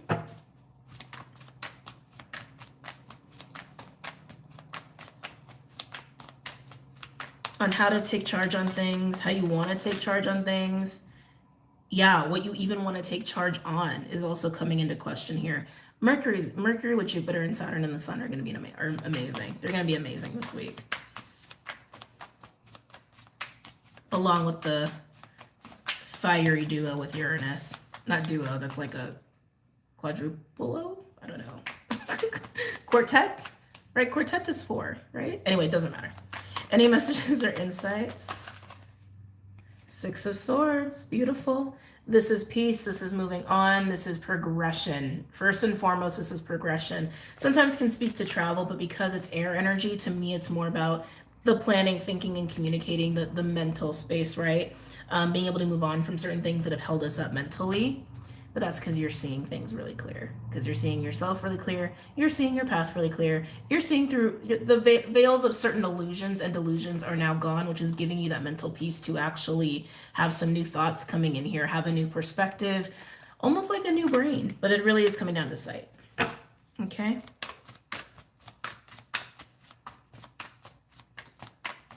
Anything else from my air signs? Gemini, Libra, Aquarius. Yeah, look at that. Chariot, more movement. 6 of Swords and the Chariot. Chariot is beautiful. The Emperor typically sits behind the Chariot, not in this deck, but typically it does, which again is your sense of power, your seat of power. Air signs, I can't stress this enough, okay? You're going to have a new perspective and new eyeballs. Maybe even feeling like you got a whole new third eye chakra going on. And coupled with that is confidence and really being able to prioritize things that matter to you, and maybe doing some like reorganizing of priorities here. But there's also some commitment that it's coming up with the Chariot, because Chariot just speaks to that. It's about committing to a path. That's what the Chariot is. It's like getting your horses lined up and being like, we're going this way, and you can take off. If you're not sure where you're going, your horses are going to be all over the place and you ain't going to move very far, if at all, right? So understanding what path you want to commit to, what relationships you want to commit to, what choices you are committing to for yourself, for your peace of mind, for your own emotional nourishment, and that are aligned to your new eyes, your new consciousness, your new beliefs, if you will. All the above. And like I said, soul recognition is happening too. I keep getting pulled back to that. Anything else from my air signs? Gemini, Libra, Aquarius. Gemini, Libra, Aquarius. I don't know what's going to come out, but I just got a feeling the 5 of Wands again. And I feel like that's some of you like fighting this, like, I want to hide, but like needing to really be seen fully, right? And some of you that's also, okay. And some of you that's also rubbing up against people who are being more superficial and like not fully themselves. But Queen of Cups in reverse and the 8 of Swords in reverse.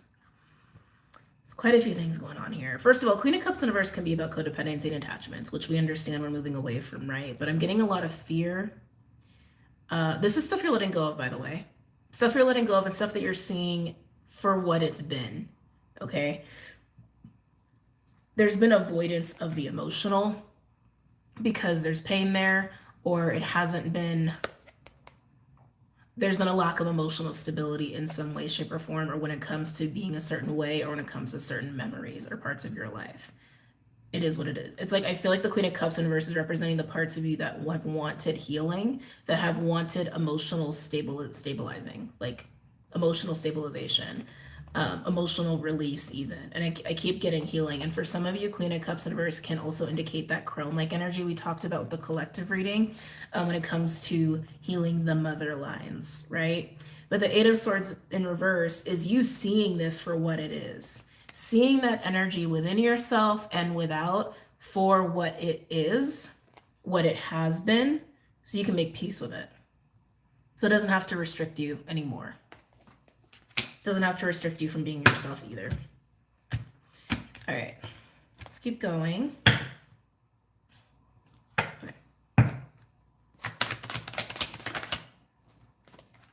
Okay, nice. I feel like I'm getting a whole other layer here.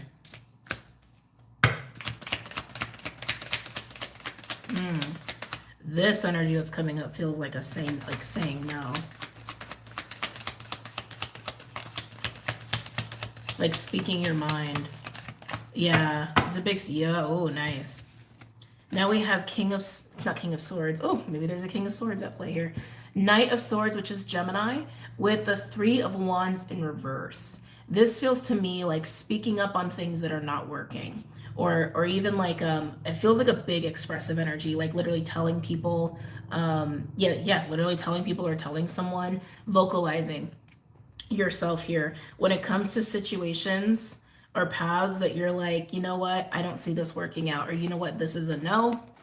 So learning to say no more, or learning to really speak up on when something is not working or you don't feel right about something is what I'm getting with this.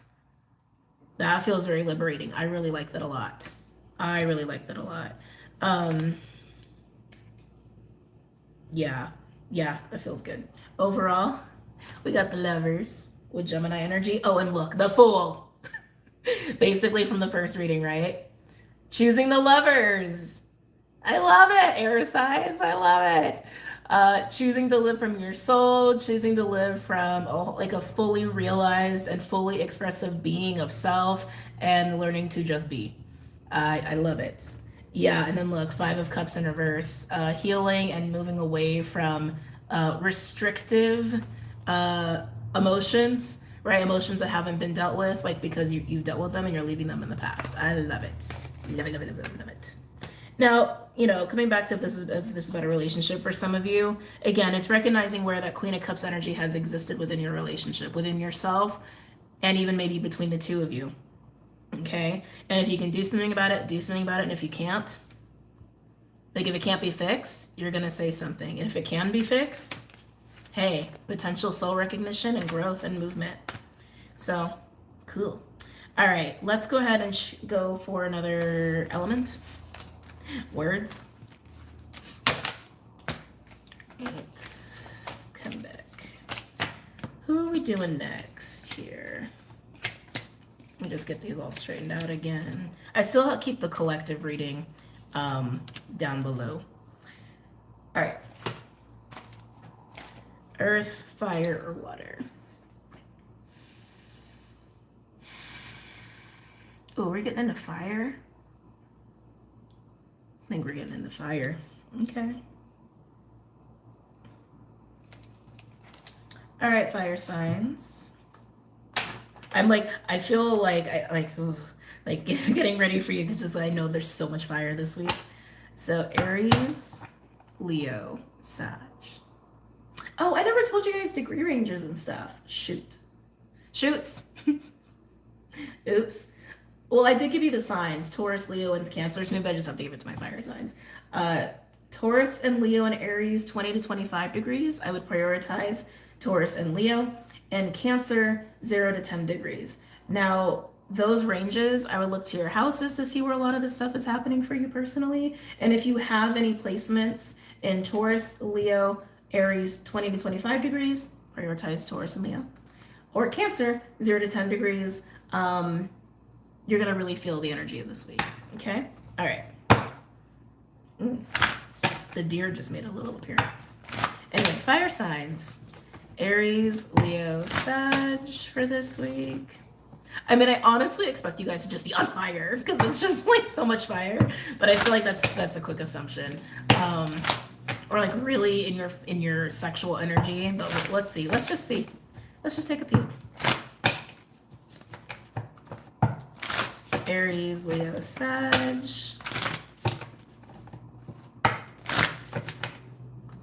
Aries, Leo, Sag for this week.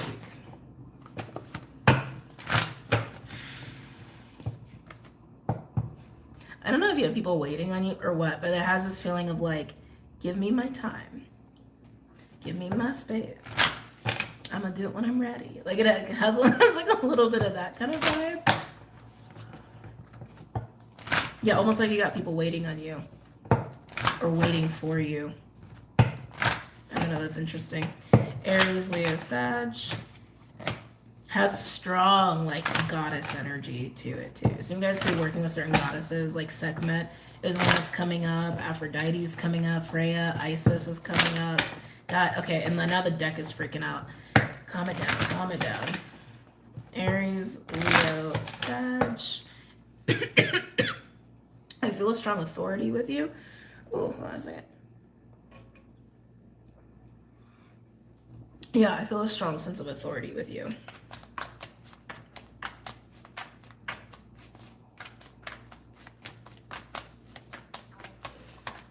Fire signs, Aries, Leo, Sagittarius. It's almost like they're like you're calling for a different deck too. Like you're calling for Isis, like you're calling for the goddesses. Ooh, well, that feels complex. So we have Spider, which is co-creative energy. As far as I'm concerned, this is basically goddess energy because it's also like it has a birthing energy to it because it's about creation. It's about weaving a web of plans or a network or relationships and making things happen. Also a bit of Magician Virgo energy there too. But then we get Raccoon and Fire Ant. There's some complex stuff going on here. Like it feels like there's a trigger that's building with Raccoon and Fire Ant. That's what I feel. That there's some sort of trigger happening. And it might not be yours. It could be someone else. With Spider, I feel like you're really involved this week. You're either involved, no, it's got to be involved socially. Yeah, because like even if you're involved in things, other people are part of those things. It's like what I'm feeling. So however you are expressing your goddess energy, whether you're a man or a woman, your goddess energy, your creative spark, your charm, your wit, your flirt, however you're going about that, there's a trigger that's building. And it could be you or it could be someone around you. But it's building and it's building and it's building. The raccoon is like a mask energy, like hidden. Sometimes it can speak to mischief. And a lot of times when raccoon comes out, I feel a sadness. I feel a shame and a sadness. So as you're busy in this spider energy, it's making someone very uncomfortable. Whether it's making them feel sad, shame, anger, it's going to be at different emotions because everybody's triggers manifest differently. And I'm talking to a lot of people. But yeah, the more you get in that spider energy, the more uncomfortable someone's getting. And it just keeps building. Now again, it could be you. I don't think it is, but it could be you. I don't feel that intuitively, but I have to also read the cards as I see them as well, explicitly, as well as intuitively. Ooh, are they gonna explode? I need to talk. I need to tell you something. Oh my. Yeah, Nightingale is throat chakra energy. It's literally speaking up. It's speaking up, it's preaching, it's opening your mouth and speaking to something. Yeah, this is going to get brought to your attention in some way.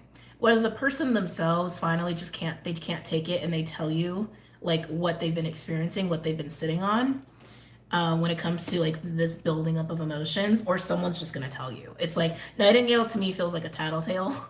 It feels like literally, oh, Birdie told me. Like it feels like that information about this person is coming to you one way or another, directly from them or from another source, or even maybe from your own intuition. But it's throat chakra. It is about communication explicitly.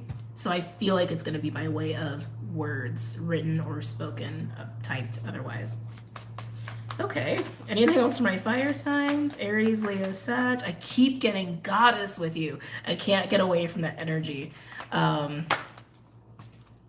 look. As I say, goddess, and the snake card comes out. I'm telling you, this has got to be the card of the week. So tapping into your untapped potential. Definitely watch the air signs if you resonate with air signs. But this is like sexual energy. It's creative energy. It's godlike energy. It's kundalini energy. It's tapping into all parts of you that you haven't tapped into before. It's unleashing a new piece of yourself. I feel like you're actually doing that to this person, and I think that's why it's uncomfortable. Because it's making this person, this energy, have to experience something that feels new or different in some way, but that's why it's making them uncomfortable, because I think it's actually bringing this up for them. Because you're so much, and you're creative, spider, I am here, I am doing energy, like you're just so in it, you're just so you, that they can't help but see how they're not them, right?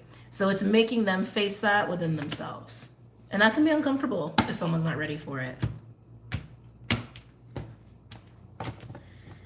Ooh, let's see how this goes.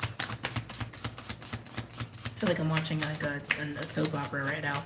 Any other messages or insights for my fire signs? Aries, Leo, Sag.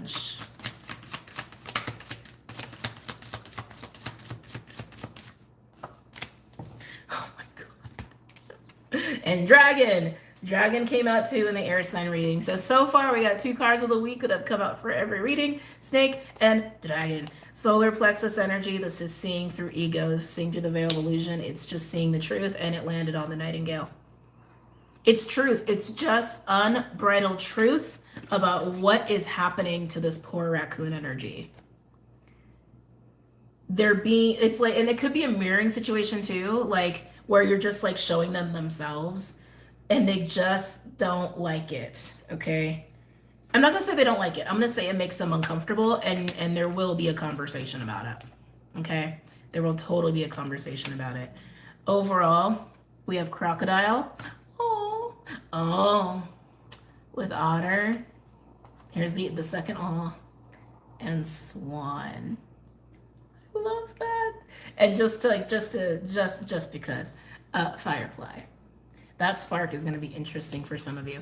So before we get to this beautiful little trifecta, crocodile being your overall, crocodile is like, usually it speaks to like coming down off of a climax, coming down off of a very charged situation, almost like a 4 of Swords energy of like recovery, which I feel like this might be a little bit of a roller coaster for some of you, because I feel like here you are doing your thing.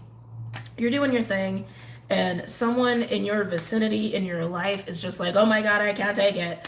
Can't take it, can't take it, can't take it. Boom, here's a conversation. But it leads to such a beautiful thing, because like, yeah, this is a coming down. It almost feels like I'm actually getting temperance, which is kind of strange for a crocodile, because I feel like it is offering some sort of recovery, and the recovery is leading to this. Otter, swan, and firefly. Otter is my 6 of Cups, 2 of Cups lovers card. It speaks to unconditional love in all its forms. Swan can speak of partnership. It can speak of like, counterparts, but it can also speak of seeing all of yourself, owning all of yourself, which this raccoon is being challenged with. And then firefly is like a spark. It's a catalytic energy. So some of you guys, this like literally is like a catalytic relationship, or some sort of activations happening here as a result of this experience. But it feels so healing. And I think that's why I keep feeling temperance with the crocodile. Because when it's all said and done, there's love, there's harmony, there's also fire here, but there's so much water, and it's just like, it's healing and it's soothing for the raccoon, and potentially for whatever relationship you have with this raccoon, okay? It's really, really nice. It's really nice. But yeah, it's like, I just want to take you through the energy roller coaster. You're busy doing your thing. Someone is silently either stewing or becoming aroused, whether that's sexually or angrily, or they're so triggered, and then it's just like building, and then boom, here's a conversation, and all the truth comes out. Now, for some of you, this energy might not react so well. For some of you, it's going to be more of like an emotional confession of like, this is what I've been feeling and blah, right? Others, it can be a backlash. Okay, especially with Nightingale. Nightingale can go either way. It's just truth. It's like Knight of Swords. It's truth. It's all it is.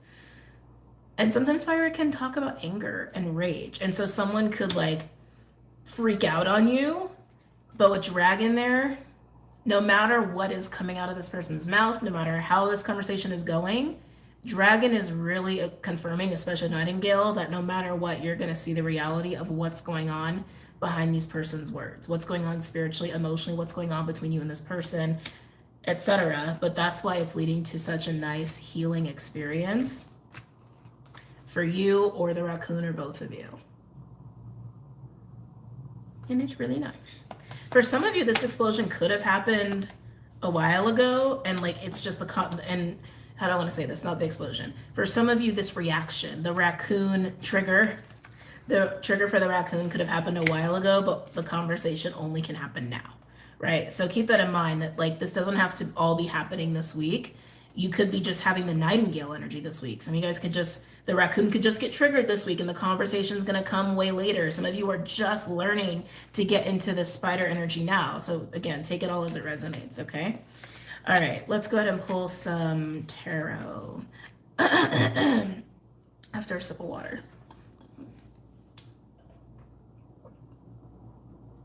I want to use Rider Waite with you.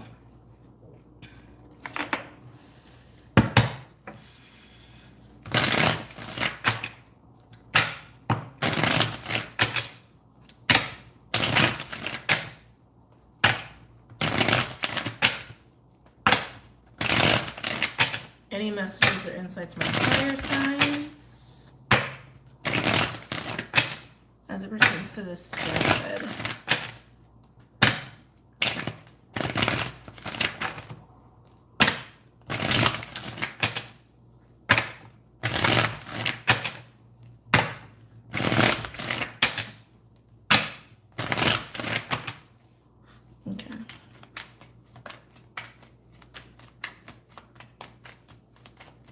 Getting strong dolphin energy. Obviously the dolphin didn't come out. Some of you could resonate with dolphins.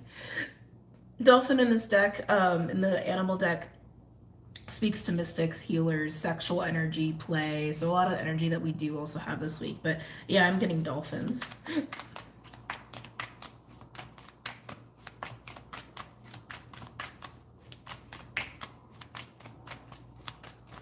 Aries, Leo, Sag.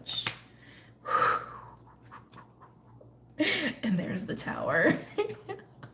There's the trigger and or the explosion. But it's like I said, it's building in the raccoon and the raccoon's gonna go boom. Okay, we're gonna have exploded raccoon everywhere in the form of a conversation. Here's the tower. And keep in mind, fire signs, especially for my cross watchers, like you could be the raccoon and someone could just be triggering you, okay? Or causing this like this rise of tension here, and it's leading to a tower, totally leading to a tower. Can't believe that was your first card.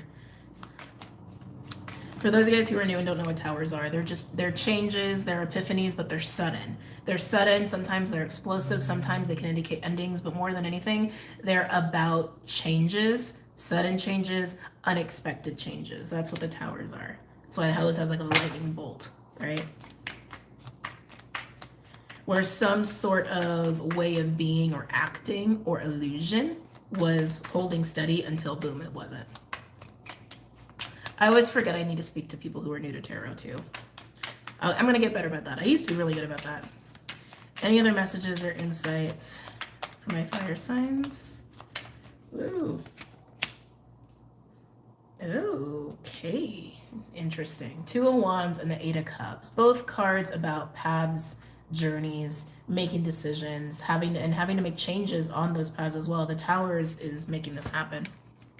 The Tower is facilitating this. Two of Wands and Eight of Cups. Here next, so now the Tower happens, and now there's a decision. Do I go left? Do I go right? The goal of making this choice either way as a result of the Tower is I want my 10 of Cups. When the 8 comes out, that's what it is. The 8 comes out to facilitate the 10, but it also requires detaching from certain things, whether it's programs, lifestyle choices, relationships, environments, whatever it is, right? But it's very emotional, which is why it is an 8. And the Tower exploding is the raccoon not being able to take this anymore, not being able to take being triggered or having this like this tension build within them about seeing you, fire sign, doing what you're doing, right? And also being so confronted with their true selves. It's like, it's a lot, that's a lot, that's a lot, that's a lot, right? You could even argue it's leading to an awakening for this raccoon. But once the moment happens, here comes the reality of, I do need to make a choice. I can't just sit here with this feeling. I gotta make a choice and stick to it. And it feels like that choice is like, how do I want to say? It's, I want happiness. I want peace. I want my life to be okay. I want my life to feel good. But what does that look like? But what does that look like? I feel like there's a temptation for the raccoon to just have things be the way they've always been, but it's like after the tower happens, like they really can't go back to that. They really can't go back to that.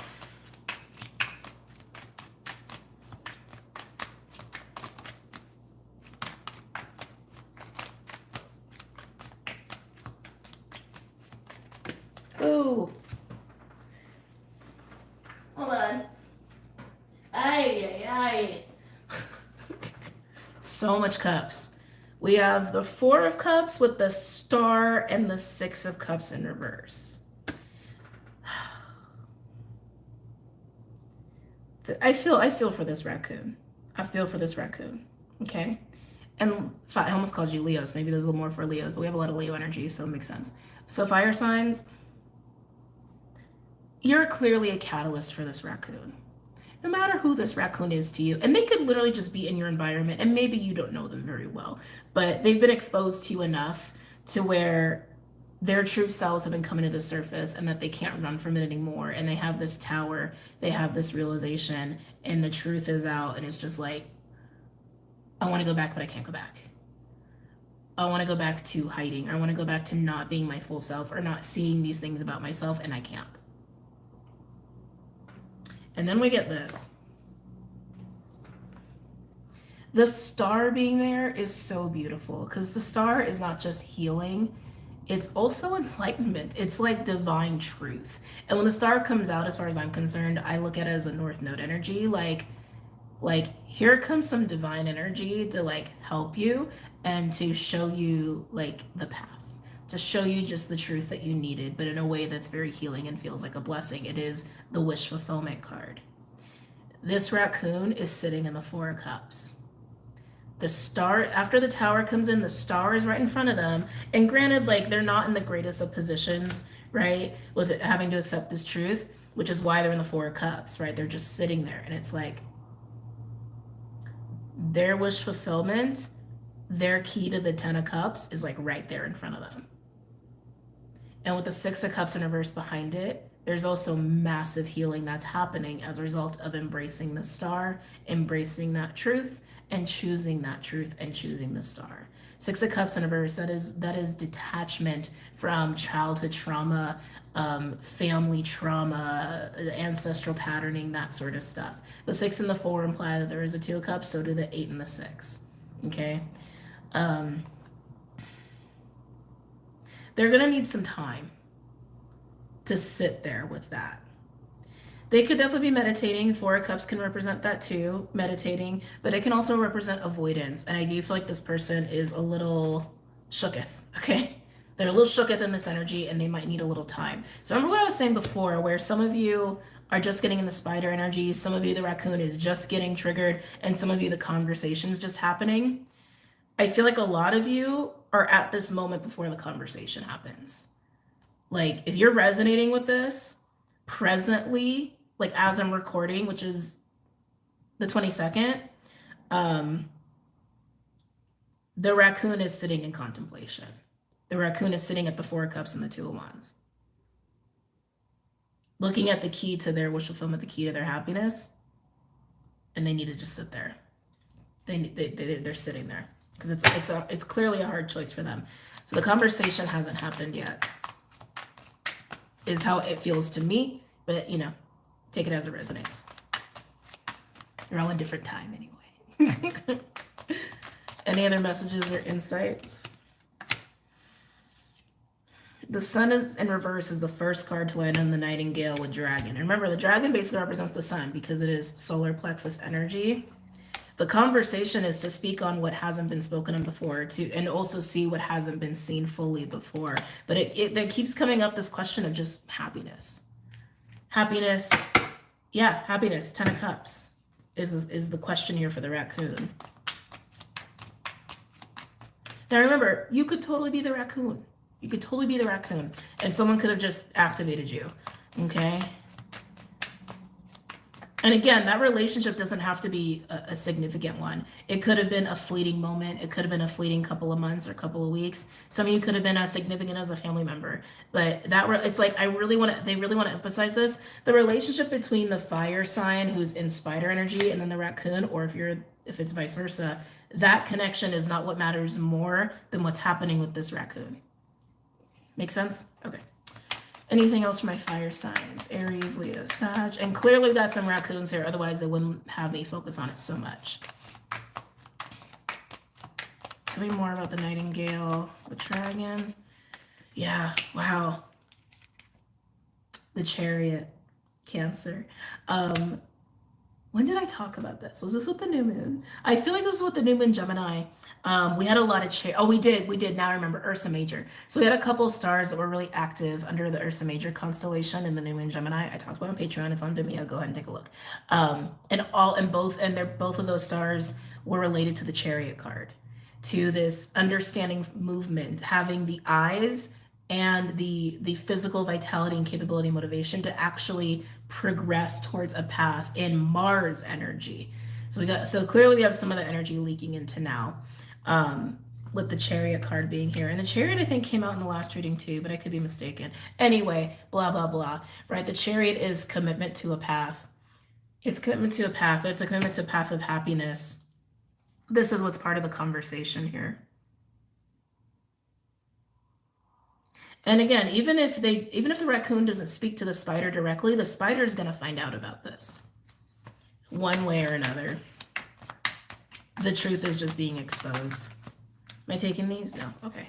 Anything else for the Nightingale and Dragon, for my fire signs?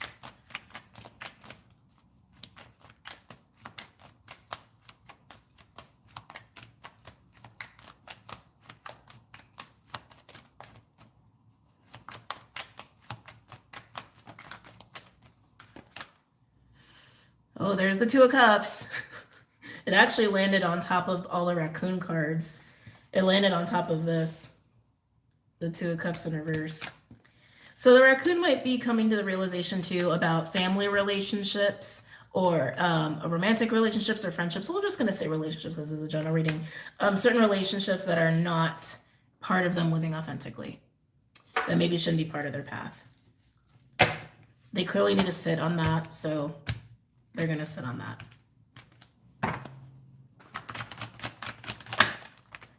Ooh, very nice. So we're back to Nightingale and Dragon. Sun in reverse with Chariot and the Queen of Wands. Queen of Wands is that Aries energy. It's confidence, magnetism, but it's also leader energy too, because it is Aries. So it's being able to be like, here's the truth. Here's what I need to be committed to. Here's what I need to choose for my own happiness, emotional stability, and I'm going to choose that. Now, can some of you spiders be the Queen of Wands? Yes, some of you can be, and there will be a conversation to be had. Good luck whenever that happens, for those where that applies. It's interesting because we didn't get a court card for the raccoon. It's interesting. Told me about, which actually is very raccoon-like now that I think about it. The raccoon might be someone who is a little elusive, but anyway, Nightingale and Dragon, for those where you're not the raccoon. Overall energy, we have Three of Pentacles, which is co-creative energy, making things happen. Queen of Pentacles, grounded in the physical with the Two of Pentacles, and balanced decision-making here. Very, very nice. It's funny, I said we didn't get a court card for the raccoon. Queen of Pentacles might be the raccoon. Because Queen of Pentacles kind of has a little bit of bear energy to me, where they're capable of a lot. They're probably the most capable queen as far as doing things in the physical, which is why they are the master of the physical plane as far as queens are concerned. But they're multitaskers. They have a lot of stamina. They have a lot of resilience. They get their shit done. They handle it all, and they do it with grace. That is the Queen of Pentacles. But there, yeah, I keep feeling like the raccoon is probably this Queen of Pentacles, because there's something about this queen that feels elusive. Feels a little elusive, like they're hiding a little bit. But this is, I mean, again, maybe they just need that time, because clearly 2 of Wands, 4 of Cups, like that's a lot of sitting and contemplating. And even here, surrounded by the 3 of Pentacles and the 2 of Pentacles, even that's a form of contemplation with the Queen being there, because 2 of Pentacles is decisions, balance, 3 of Pentacles is making plans, right? But the Queen, while Queen is all about maintaining things, she's also about receiving. And I'm just gotta, call a spade in what I feel. I feel like the Queen is kind of in their own little elusive sort of recovery space. Now, gender doesn't matter here. We have a lot of feminine energy on the board. And until someone moves into the masculine energy, moves into that Chariot, we'll think, will this truth come out, or until the raccoon will make progress, right? So I really want to reiterate this. If you are not the raccoon, if you are the spider here, and you've just catalyzed a raccoon, they may not tell you any of this. You may just find out from someone else, or from the grapevine, or whatever, indirectly. And if they do tell you anything, I mean, it's going to be quite a conversation. But this is clearly contemplating how to rebuild, and how to build in a way to reach that 10 of Cups. Okay. Wow, very interesting reading, fire signs. Not what I expected. Definitely not what I expected. And for some of you, you are the Queen of Wands, where they will be approaching you to have that conversation. Okay. Whew. Wow. All right. Moving on. Who are we doing next? Let's see. We have Earth and Water. Earth or water?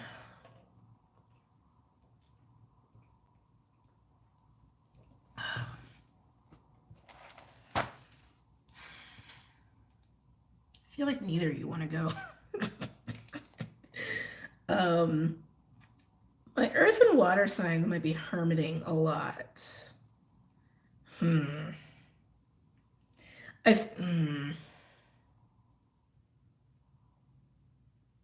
I feel like Earth and Water, I feel like you guys are going through something very similar,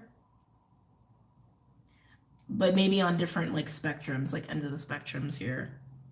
There's something about Earth and Water where I feel like you're, and this might be because the full moon Capricorn is coming up, and then we have the new moon Cancer after that, where it's like you're on opposite ends or something. Which, I mean, you are technically, right? It's like Earth and Water, your complements. Okay, who's going though? Earth, Water. I feel, okay. I'm gonna say Water for last. So Earth, we're gonna go with you. I feel like Waters is gonna be long. That's the only way. That's why I said that. Okay. Earth signs. Capricorn, Taurus, Virgo. Capricorn. Yeah, okay. See, this is interesting. So this might be why I felt this tug of war with you and Water. Because I kind of feel like masculine, feminine, masculine, feminine, masculine, feminine, masculine, feminine. And I feel like I channeled something very similar to that recently. And I don't remember for who, for what, but I feel like I channeled something like that very recently. And those are not the cards I want to use. I grabbed these ones for some reason. Oh, okay. Earth, Capricorn, Taurus, Virgo. Yeah, because I keep getting this question of masculine, of divine masculine, which really is just the part of us that protects, provides safety, provides security, gets things done, will make changes where necessary, really gets involved in the physical reality, exerts energy, asserts oneself. That's masculine energy. And maybe this is you or someone you're dealing with, but I'm getting a strong King of Pentacles, which is you. That's Taurus, right? It's it's the call to show up. Am I showing up? Are they showing up? Do I want to show up? Do they want to show up? Showing up to the responsibility, showing up to the commitment, being ready for that. You may be questioning divine masculine energy, or questioning those aspects of yourself or someone else. Okay? If feels like a contemplation of those things, reflection of those things, and or people, because it can literally be about men, right? If you want to like take it all the way to there, or just all these aspects of masculinity, divine masculinity.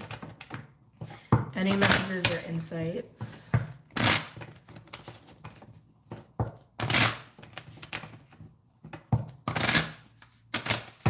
Any messages or insight? I keep wanting to say for the masculine. Oh, it's gonna be interesting. For earth signs, Capricorn, Taurus, Virgo.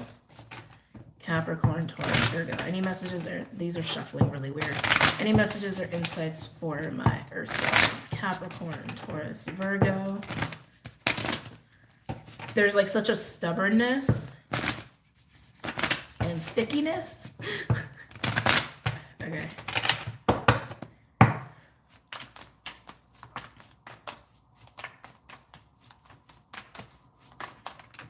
Am I taking these? Yeah. I knew it. I should have just called it.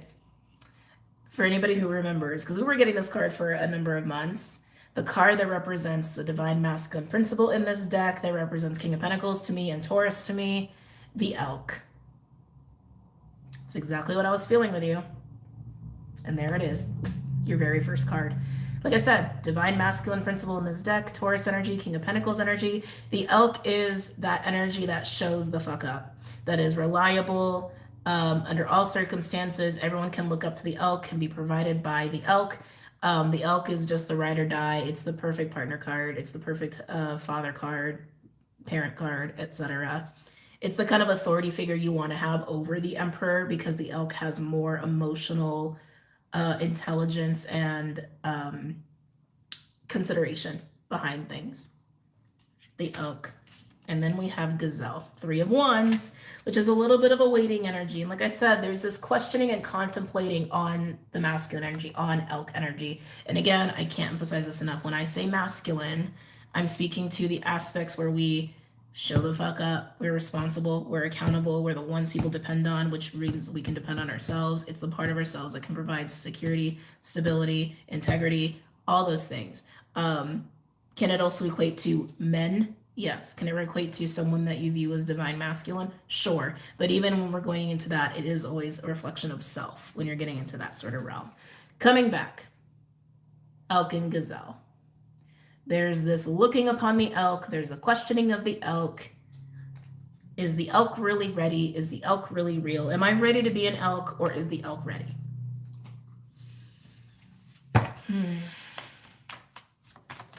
It's funny with Gazelle, I just heard gazing, which is funny because it's Gazelle, but also like almost gazing at the sun, gazing at the Elk. There's something there with G-A-Z as like a root word, or yeah, as a root word, an origin. I don't know. Someone look it up. I'm kind of curious. The root origins of G-A-Z, gaze, for Gazelle, for gazing. I'm just kind of curious. Also noticing all the orange too, all the lower chakra energies, the yellow, orange, red. That speaks to the lower body. Anything else for my earth signs? Capricorn, Taurus, Virgo.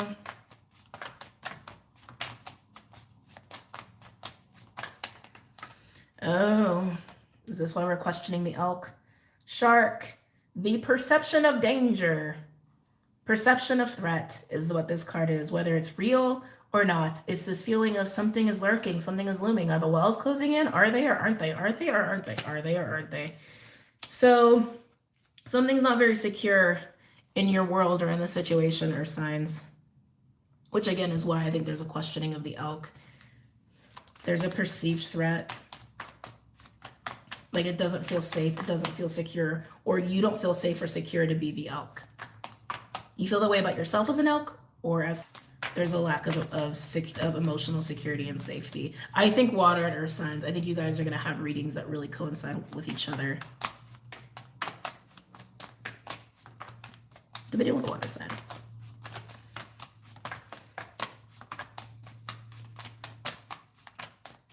I feel like literally earth, you're just going to be reading for divine masculine, and water is going to be reading for divine feminine. Anyway, keep going. Ooh. Oh, that's interesting. So butterfly just came out. There's a change happening, Earth signs. And I'm going to say this change is with you. Take it as it resonates. Because for a lot of you, this is about either becoming the elk within yourself or looking at an elk person outside of you and being like, are they ready? Are they not ready? Are they ready? Are they not ready? So again, take it as resonates. But butterfly, this feels like someone that's gone through a recent change. Like, and I mean a big change. I mean, but I feel very vulnerable in this butterfly energy, which makes sense to me. That why there's this question of, is it safe? Is it not? Because whoever's going through the butterfly energy, which I do feel like is you, there's something about you that feels really new, really like fresh out of the womb kind of vibe. Like you've gone through a huge shift or transformation of self. And there's something about that energy that feels like it needs time to grow roots. Like it needs time to kind of get anchored in almost, get your sea legs, if you will. Which why there's this feeling of threat, no threat, threat, no threat. You might need some space in this energy for a while, Earth signs, to just be this. Yeah, to just be this, get a feel for whatever this new is. It feels massive. And it feels internal, like emotional, spiritual transformation. Some of you guys, it could be physical, like maybe you moved recently and you just don't feel very secure or settled. Something has happened. You've had some kind of shift or death process or tower moment, and you need to get settled in this. You need to get settled in that before trying to become an elk or dealing with an elk. So yeah, understandable why this is here, because I feel like you need a little bit of a bubble. All right. Now keep in mind it can be reversed or vice versa if this is about you and another person. Anything else for my earth signs? Capricorn, Taurus, Virgo. Capricorn, Taurus, Virgo.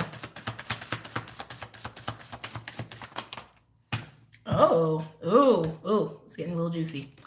Fox just came out. Fox is Gemini energy, but Fox is actually one of the few partner cards where it speaks to an actual partner, but it's intelligence, it's mercurial energy, it's intelligence, it's wit, it's cunning, being able to observe from afar and needing to make changes on a dime if need be. I feel like this is also the butterfly. So again, earth signs, I'm going to say this is you. But if there's two people here, you decide who you are. It's the last time I'm going to say that. Anyway, butterfly coming in with fox. Yeah, there's this very sharp discernment of maybe not ready for the elk. Maybe not ready for elk person to come in, or maybe not ready to embrace the elk fully. It's like, yeah, it's needing to just be accountable to yourself here and recognize where you're at. And that's okay. Like just be in this new energy or this new place if you've just moved. It just feels like something is so new. Something just feels really, really new within you or in your environment or in your life. And it's like, it's putting you in a state where it's like, I'm not in flow. I'm not anchored. I'm not grounded. I need to get this anchored in before even dealing with that, right? Yeah, overall, unicorn, third eye energy. We got some intuitive energy going on here. Some of you guys could have strong telepathy as well, but unicorn is third eye chakra. It's very Aquarian. It's very galactic. It's very everything about the non-physical and believing that the impossible is possible coming in this overall. I feel like this is much more for the butterfly. And this, yeah, it's like something about you could also be very sensitive at this time because I just keep getting vulnerable, vulnerable, vulnerable, vulnerable, vulnerable. You could also be newly perceptive or have some sort of like psychic sensitivity going on as well. I do feel like some of you have really strong telepathy with this elk if this is about you and another person, but I just feel like you need to be in a bubble, honestly. That's what I feel. I feel like you need to be in a bubble. And if you are dealing with an elk person, you're going to start to see if that shark energy is real or not. Because this is a perception, which means it could be really happening. Like this person is not someone you can be around, or it could not. And you're going to see that it's like safe space, right? That's going to get interesting. And if this is about you becoming the elk, The threat is just not knowing if you can handle it, not knowing if you're really ready to be that. And again, elk is like super solid boss provider, leader. Like that's elk energy. Someone that everybody can lean on and that can take care of other people. That's elk. That can even be like, this could even be like, do I want to be a parent, right? Do I want to be the boss? Like that could even be just the questions on the board here for you. The shark is just representing your emotional insecurity. That's all it is.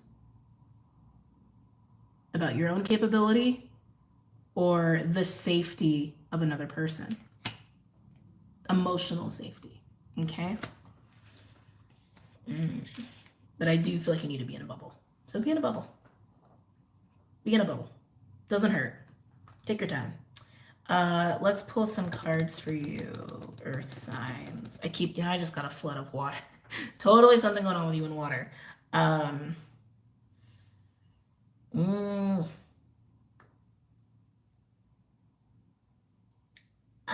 There's just so many decks that want to work with you, Earth signs, and I'm just having a hard time deciding.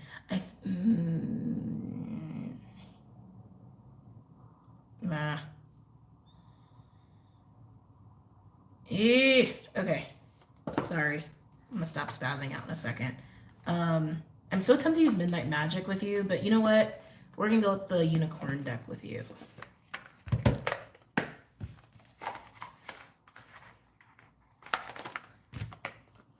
Okay.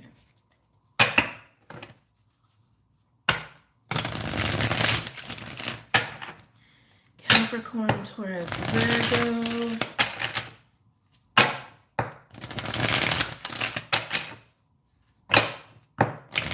Capricorn, Taurus, Virgo. Any other messages or insights from my Earth signs pertaining to the spirit?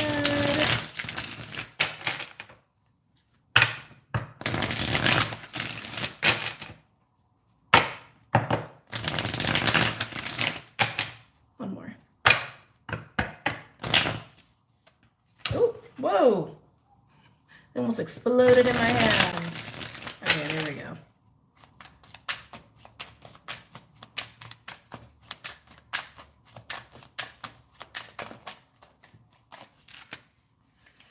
Strength. I love these cards. Strength, Leo energy. Strength is courage, it's willpower, it's also stamina. It also is the ability to tame situations or tame oneself, right? Tame the animalistic parts of ourselves, the parts that maybe some of us will call shadow and are more divine, soul parts of ourselves. It's interesting because the strength card is usually like a lion, which is like beastly animal shadow, with the Empress, with divine feminine energy. And it's like I can't get away from it. I feel like this is about the dance of the masculine feminine. And I'm not saying masculine is beastly. I'm not saying that. But I can feel it. Like there is this energetic dance going on with you, Earth signs, whether embracing your masculine energy or dealing with a masculine energy. So again, the elk, right? Embracing and taming your own masculine self, dancing with your masculine self, which is also a source of power. Both sides have power, divine feminine and masculine, or dealing with someone externally to you and dancing with them, right? And are you ready for that? Are you ready for that dance? That energetic dance. I love the look the lion's giving the unicorn. I'm sorry, I just can't help it. Look at that. He's just like, what? His claws out and everything. Like, is this a unicorn looking at me? It's very cute. Anyway, it's funny. Is this a unicorn looking at me? And we do have the overall energy of unicorn. Just saying. Anyway, any other messages or insights from my Earth signs?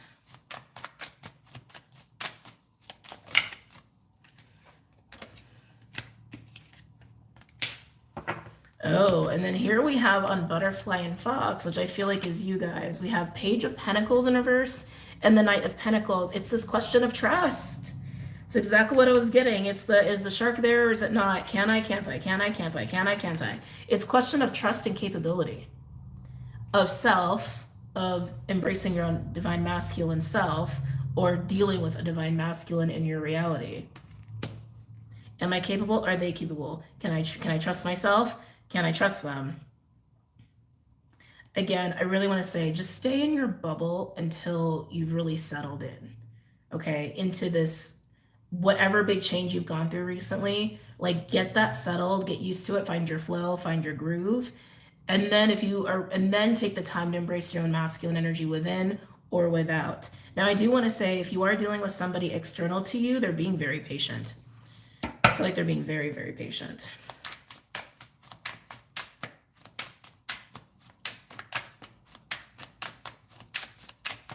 Anything else for my earth signs? Capricorn. And then on the unicorn, we get high priestess. That's the energy that I feel like you need to be in, butterflies. Be in your container and really just get into that high priestess, intuitive, psychic place where you're connected to self, you're connected to source, and you're going to understand.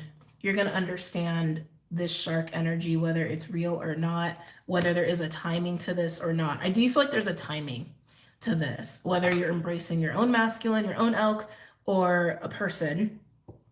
There's a timing to it because you have to be ready.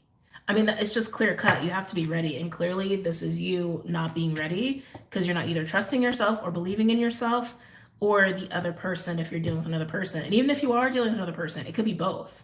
Like, you can't trust someone if you don't trust yourself, right? And the timing is you being ready. Whatever that looks like, whatever that's going to take. But I love that you're coming through as the high priestess. Anything else for my earth signs? Capricorn, Taurus, Virgo.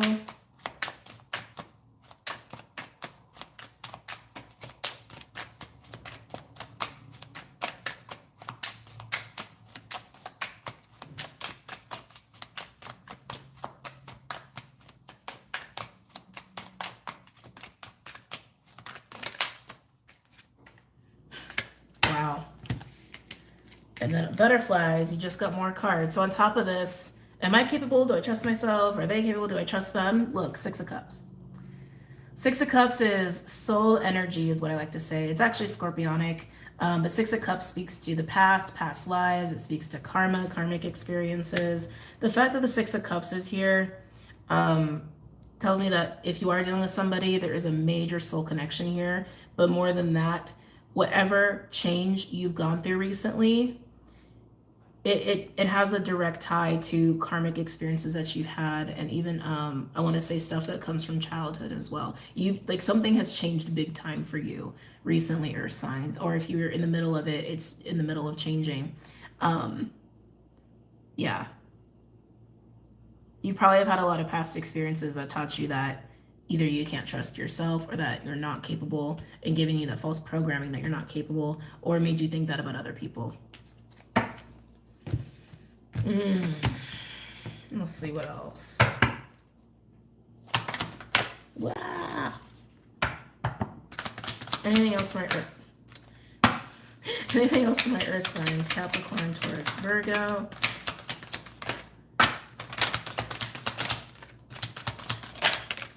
Okay, they're getting explosive. Oh, I just got chills with that. Okay, so on the strength card, we have Chariot in reverse. Again, you can't move forward until you're ready to do the dance with yourself or with this person. Now, we also have Queen of Swords coming out with High Priestess, which is beautiful because it's like, I've been saying this for a bit because I've been seeing this for probably the last few months, that the High Priestess is just the major to the Queen of Swords. It's the major to the minor. There's always those associations in tarot. Because the Queen of Swords is air and water. She is the epitome of truth and knowledge, whether it's emotional and psychic and intuitive, empathic, or it's factual and logical and like stamped in the books, right? High Priestess is the major arcana of that. So anyway, just really emphasizing here that butterflies, take your time and bubble as you need to, because Queen of Swords is also solo and High Priestess is also solo. So really further emphasizing, take your space and be in your bubble and take your time to really understand your own truth and to really see through the veils here, okay? The veils of the shark, the veils of fear, the veils of illusion, the veils of perception, all right? to understand. Now, we have Knight of Wands and the Four of Wands.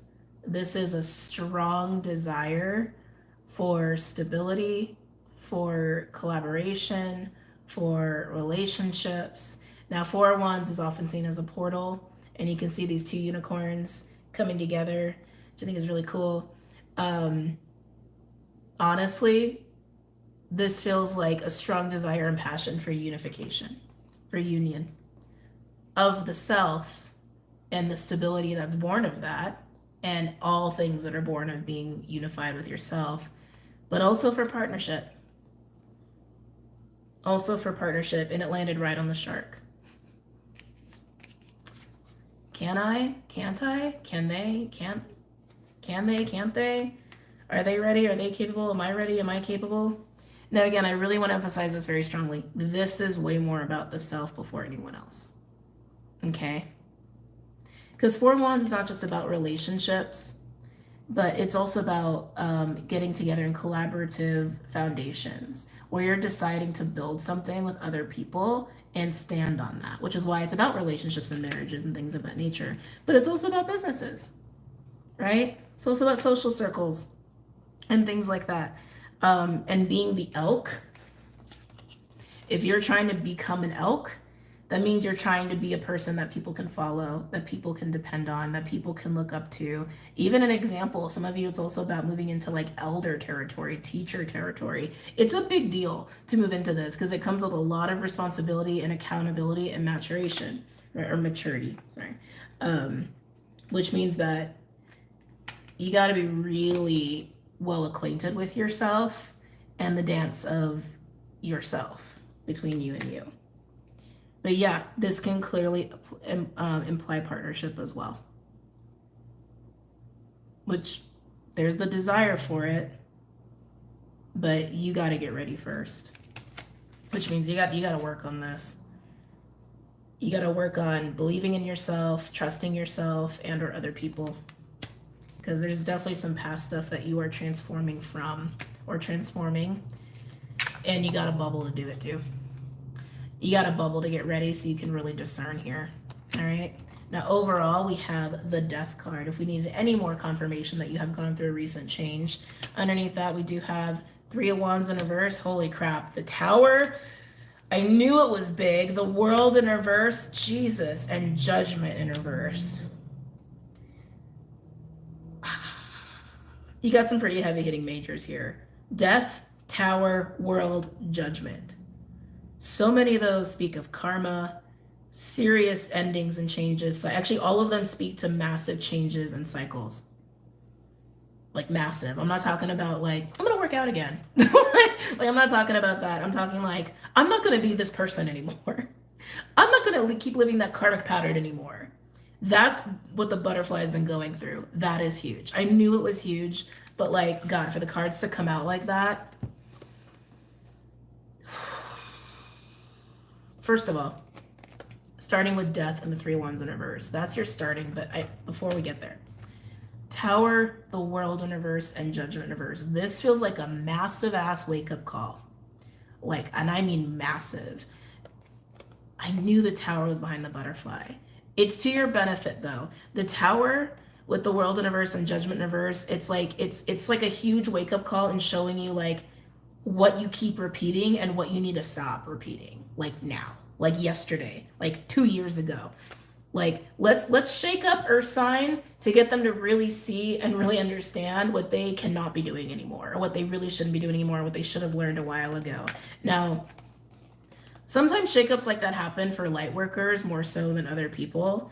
And when I say light workers, like I understand we're all like light beings and we're all doing great things, whether we're aware of it or not. I'm talking to the people that are very active in their spiritual work and being of service to other people. Okay, those are the people that I'm talking about. Yeah, we get massive wake-up calls like this when needed. And it's all about how you adapt to it, right? And it seems like what you do is course correction and embrace it. That seems like your reaction to it, which turns you into the butterfly.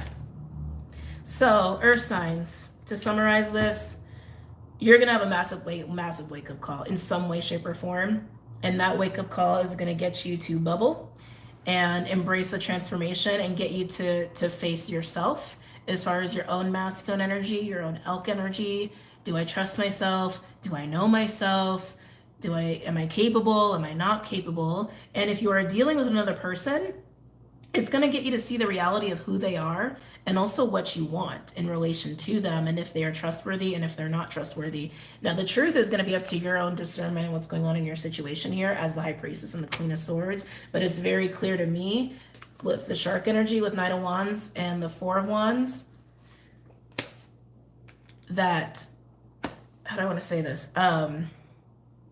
Again, make your own choices, practice your own free will. But when it comes to becoming the elk or dealing with an elk person, you know what you want. I got chills. You know what you want and you know who you want. But you do have to be ready though. You can't just jump into it. You got to do the work, okay? You got to do this work that the Tower Moon is clearly pushing you to do, okay? Wow. Wow. All right, let's move on. Let's move on to water signs. Oh, I got butterflies in my stomach for water signs. I don't know what to call this reading. Woohoo. All right.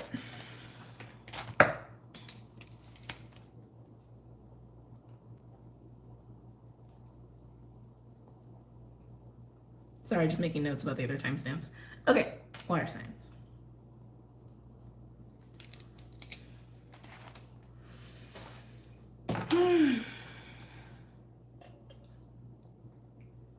All right.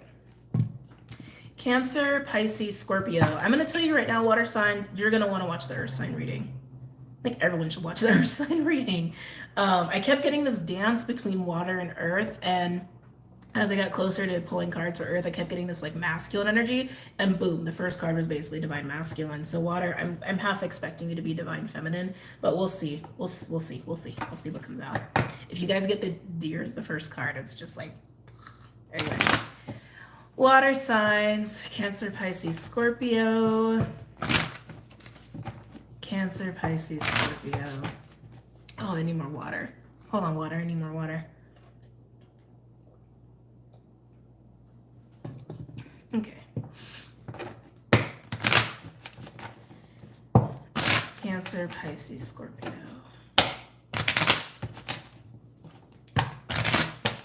Cancer, Pisces. What? Oh, I'm taking that? Okay.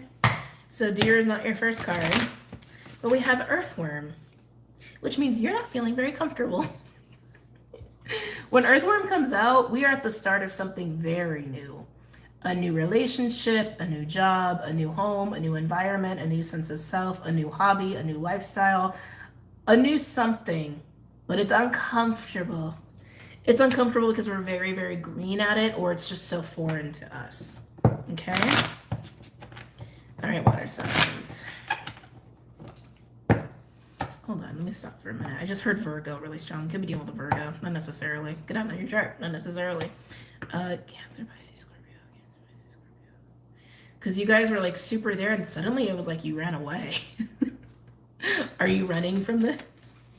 Are you running from this uncomfortable discomfort? Are you running from the uncomfortable discomfort? I feel like you want to hide.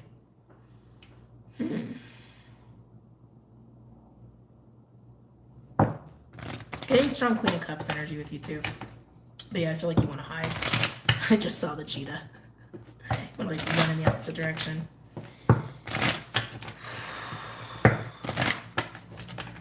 Cancer, Pisces, Scorpio. Cancer, why do you want to run away? Cancer, Pisces, Scorpio. Cancer, Pisces, Scorpio.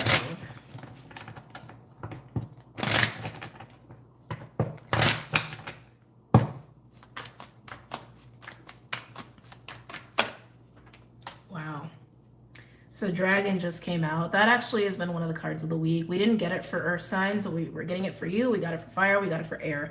Solar plexus energy. The dragon, maybe there's dragons afoot too this week.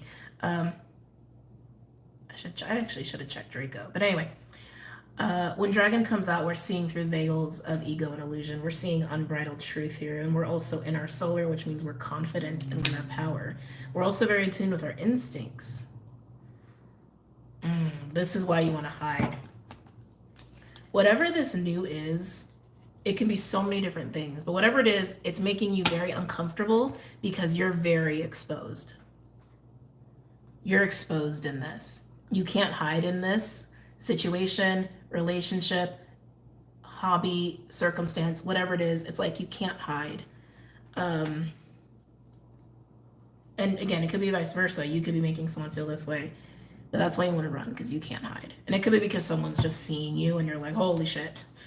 Stingray at the bottom. That's been coming out collectively for a few months too. What a bizarre card to come out with this. We have Camel.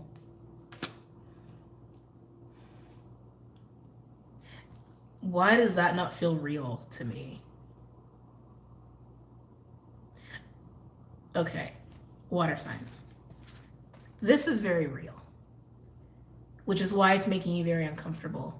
And again, it could be vice versa, because water signs, I feel like you guys are all about the deep, right? You guys are all about the truth. But this is an exposed, vulnerable, this is really foreign and new to me. I don't know how to handle this. I want to run away, blah, kind of energy. And then we get this weird camel energy, which feels like a mask. This is why it feels very not real to me. Like, this feels like playing along, chugging along. Like, camel's like a survival energy. It also speaks to productivity, efficiency. I'm always surprised they marked it as fire, because I always feel like it's very Virgo. Like, I'm going to plan accordingly to get through the desert for 40 days and 40 nights, and I'm just going to struggle through it because I'm just surviving and I'm just doing what needs to be done and being very routine about it. Like, that's camel. I think you've been trying to do this, water signs, or you've been dealing with people who are like this, and you've just been like putting on your camel costume.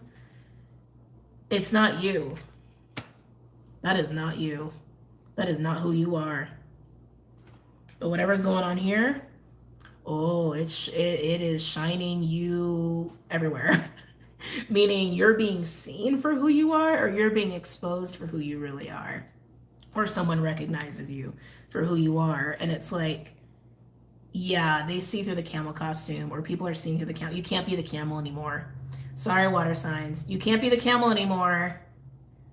You're not the camel. You've never been the camel. Don't know why you've been hiding amongst camels. Because that's not going to work. So for some of you, this is about a career change. You've been the camel, and now you're starting over as the earthworm. But it's whatever it is. It's something that actually really speaks to you. Like, who you are as a person, as a being. Like, you're made for this. You're actually made for this. It's just so uncomfortable because you've learned to put on a costume. You've learned to like mask yourself in some way to get by, but this requires you to be you. Whether it's a job or relationship or some sort of like hobby, skill, whatever, class, like it's perfect for you. But you're so used to hiding and playing along. That's why it's freaking you out. Okay, tell me more for my water signs. Cancer, Pisces, Scorpio.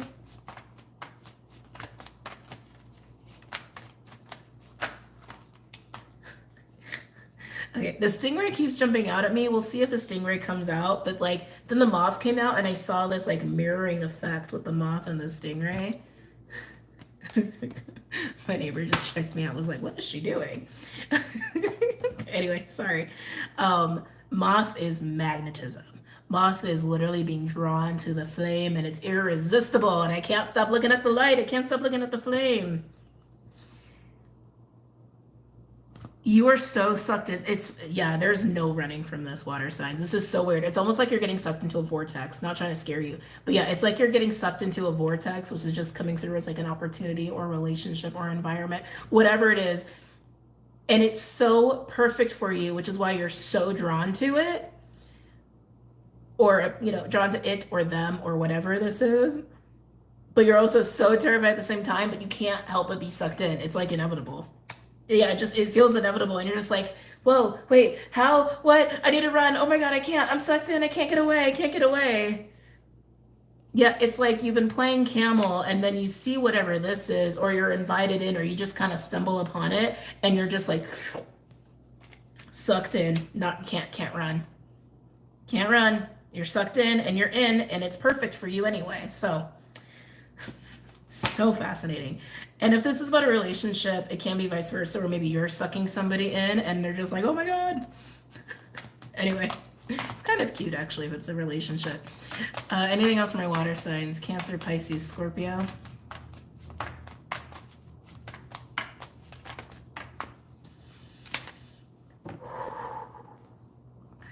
There's no going back. Water signs, there's no going back. We just got Vulture and it landed right in between Moth and Camel. You are going through a vortex or a portal or something into this. And as you're flying through the vortex, your camel costume's getting ripped off. You're going through this major shift and you can never be the camel again. Like essentially your camel costume is lost in space and they're not going to make any more camel costumes ever again. Like you can't go back. There is no going back.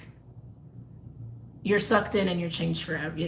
It's not even that you're changed forever. It's like the ability to do this is forever gone. And now you're just here and it's like, holy shit. Holy crap, this is different. Holy crap, how do I deal? I mean, some of you could see this as like a rebirth into more authentic self, but it feels bigger than that. It feels more shocking than that because it feels like you're trying to figure out how to undo or get away or get out of this, and you can't. You went through a vortex and you're there. You jumped the timeline and you're there. Like, it just is what it is. Sorry. It is what it is. Can't go back. Anything else for my water signs? Cancer, Pisces, Scorpio.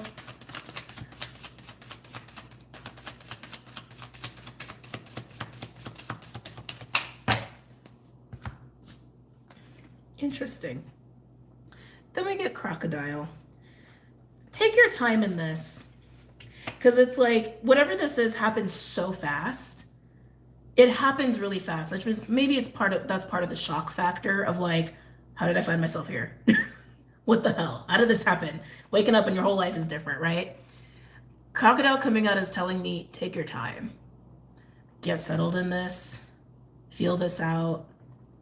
Like, you might have found yourself here overnight or within the span of a few days or whatever, because it feels very fast. Like you literally were just sucked in and you're just there. But it doesn't mean that once you're here, you also have to keep moving at that pace or because whatever this is, it's like it's a relationship or a job or something like that. It feels like a circumstance of some kind external to you, and you're just like, holy shit. Take your time. Take your time here. Take your time. Now, this could totally relate to the Earth sign reading where the butterfly went through this major change or transformation. And before they can go even further, like there's this opportunity to become an elk, to be like move into like this next level of evolution or take on a certain role or even deal with an elk or even be with an elk if it's a romantic relationship. And they need time. They need time to kind of come off of their transformation. And that's kind of what I'm feeling for you, water signs. Like you're finding yourself here and it's like, ooh, give me a minute. It's kind of like that. So it could be you getting your sea legs in whatever this transformation has given you, right, within yourself. But I feel I feel a lot of external energy to this. Like it is a certain new circumstance you're finding yourself in, and you just gotta like get used to it. Like find your flow with it. Overall, what's interesting is we have fire ant, God, that fast energy again, with dragonfly. Whoa, oyster. Oh, there we go. And then swan. Some of you guys are doing the King of Wands. I only say that because underneath that we have lion, and I just got King of Wands really quickly. This is totally representing this process. Fire ant relates to the discomfort that you're feeling, water signs, throughout this being like pulled into the vortex. Okay, because that's what it feels like. It feels like tension and stress, like being like as you're being squeezed through or being pushed through something. But then we get dragonfly with oyster and swan. I feel like dragonfly and oyster is representing this breaking through the vortex, breaking through old parameters, where you were the camel and remember you pulled through and your camel costume got burned. It's like dragonfly is a shift in perception, a shift in belief system, a shift in consciousness, awareness, a shift in your truth and in your reality. And your old reality is gone. It's gone, and you've broken through the sound barrier, you've broken through the vortex, and you're on the other side, and you're like, where am I? How did this become my life? How did I find myself in this circumstance, in this relationship, in this job, in this environment? What the hell? What the hell? What the hell? But then look, on the other side of breaking through the vortex is swan. It's this feeling of being whole and complete, and this full acceptance and seeing of the self, which was also coinciding with a lot of messages that came through today, also coincides with this, because this is a full exposure and being seen, right? And for some, this also represents partnership. And if this is about partnership, Lion is on the other end of that, which is King of Wands energy. It's the master of fire. It's this mastery of understanding when to take action and when not to, which is funny because that came up in Earth Signs reading as well for the butterfly. So yeah, I think there's definitely some coinciding happening with Earth and Water here. Either way, wowza, water signs. Wowza. That's all I have to say about that. You're going through a vortex or a portal, and where you're landing, who you're landing with, what you're landing in is perfect for you, and you're fully seen and recognized in it, even if it's just between you and you. You just need a little time to get used to it afterwards. Okay? Wow. Yeah, let's pull some cards. Yeah? Let's pull some tarot cards. So tempted to use the cat oracle because I'm so in love with it, but it's actually maybe not feeling potentially perfect for you guys today. Actually, you know what? Yeah, we're gonna use it. We're gonna use it. That one. Called Sacred Cats Tarot. The person who makes this deck, Amber Cat Oracles. I don't know if she still goes by that or still does it, but that's who made this deck.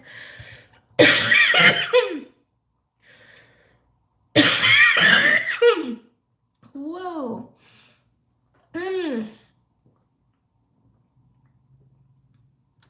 Excuse me. Wow.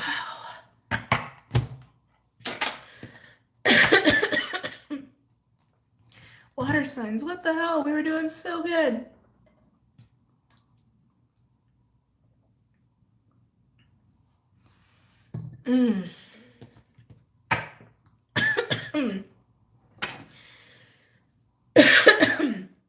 Interesting. I was getting Queen of Cups energy with you. We have Queen of Water and the Page of Swords.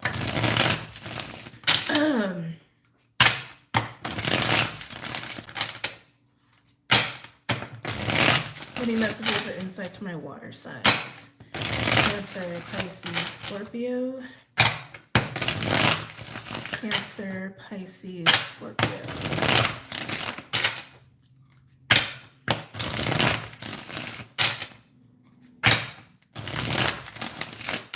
Cancer, Pisces, Scorpio.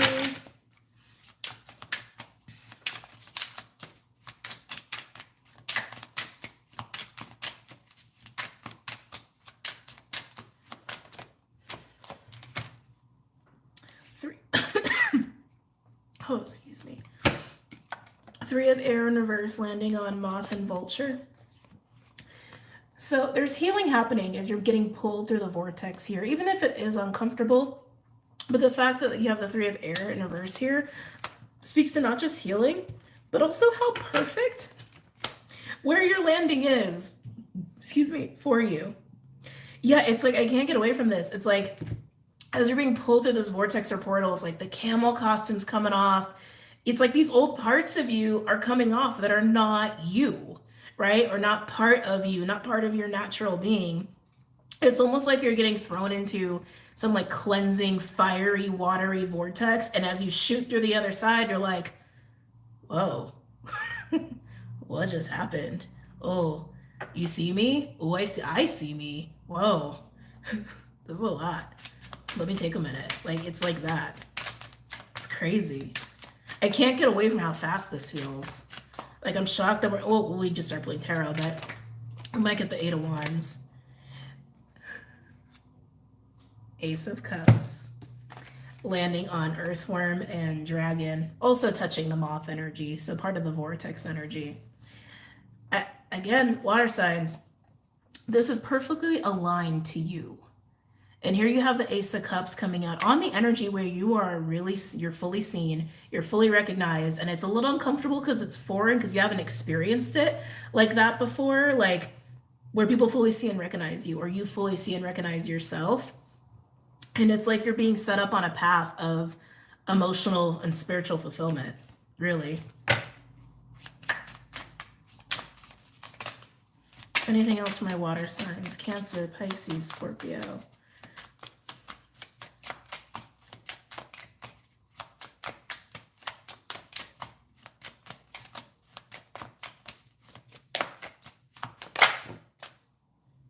Wow. On the Three of Swords in reverse, we have the Ten of Swords, which indicates there's a Seven of Swords there at play too. And I feel that with the camel. It's like, again, living a life or trying to be a person that you're just not. You're not a camel. You're not a camel. Let the camel costume get lost in the vortex here. But yeah, Three of Swords and the Ten of Swords. This is definitely a serious ending to a way of being for you, water signs. And I can't get away from it. There's no going back, okay? There is no going back. Oh, okay. It's just me shaking the table. There's no going back. Some of you, this is also a rapid healing as far as like any like pains or trauma relating to betrayal, like where you felt betrayed when you were yourself, when you exposed yourself to people and people judged you for it or hurt you for it. A lot of stuff going on in the throat there. Very rapid healing when it comes to that, but it is more about wearing the camel costume when you're not a camel. Oh, that's too many. That's too many. Anything else for my water signs? Cancer, Pisces, Scorpio.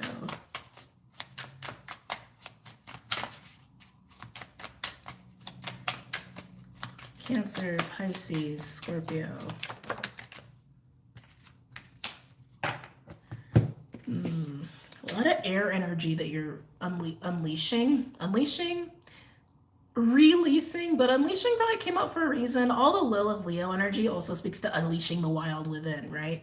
But Knight of Swords in reverse attached to the 10. Maybe that's why we're getting so much throat energy, because it feels like the other stuff you're releasing is a lot of stuff that's been unsaid.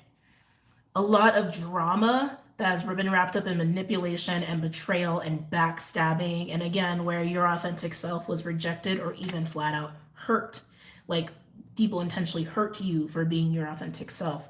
So again, the drama that goes along with that, but I keep getting this unspoken, like where the stuff that made you put the camel costume on, where you didn't speak on it, where you haven't spoken your truth to it. You haven't spoken on the pain of it. Let me put it another way.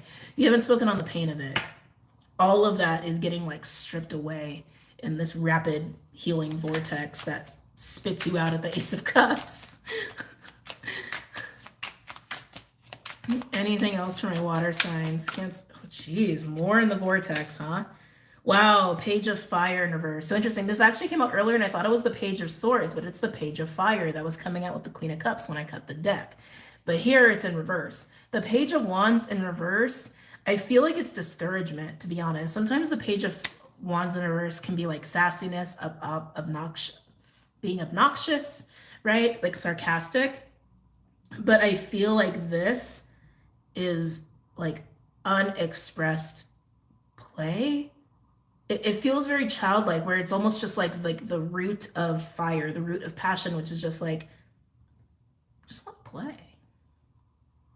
I just want to like experiment. I just want to like have a little like it's like the tiniest spark and root of adventure and fun and romance and play.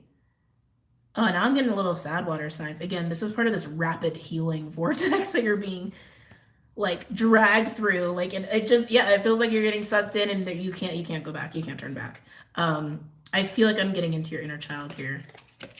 I'm feeling an inner child energy where there was no play, there was no adventure, you weren't allowed to express yourself. Yeah, again, more of this throat chakra energy, especially with the Knight of Swords. You weren't allowed to express yourself.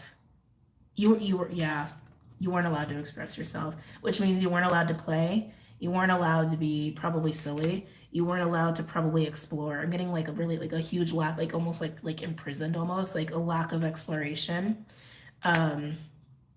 Which is why you put the camel costume on. I just keep getting, you weren't allowed to express, you weren't allowed to express, you weren't allowed to express, you weren't allowed to tell the truth, you weren't allowed to be yourself. Oh. Hey, water signs. Anything else for my water? Oh my God. Cancer, Pisces, Scorpio, Cancer. Interesting. So on the Ace of Cups, we have again more air. We have 2 of air in reverse. That's clarity. That's clarity to me. 2 of Swords in reverse, sometimes people say it's indecision. I feel like the opposite is true, where it's like you need to make a choice, right? But coming out of this vortex, there's nothing but truth. There's nothing but truth of who you are, what you want, what you are, and people to see you that way. Now, some of you coming through this vortex, I almost want to say a decision's made for you, which is kind of weird to say. But a decision is made, whether you're making it or it was made for you. I feel like it was made for you, honestly. I think that's why you're being sucked through this vortex, because it feels like you can't walk away, you can't stop it. Yeah, I want to say the decision was made for you on behalf of Spirit. Now, maybe you voluntarily went through the vortex. I don't think so, because I feel like you're being dragged through it. It's putting you exactly where is best for you. And it is in this epitome of truth of you and expression of you and people seeing you and circumstances that facilitate that make you feel that. Some of you, this is coming down to a straight up just heart chakra opening. But I feel like there's an external circumstance that's coinciding with it. It's funny because we've gotten like no cards for the camel. Gotten a bunch for the vortex, got a couple for where you're landing out of the vortex. The camel has no cards. You know why? Because it's not who you are. The camel costume is dead. Anything else for my water signs?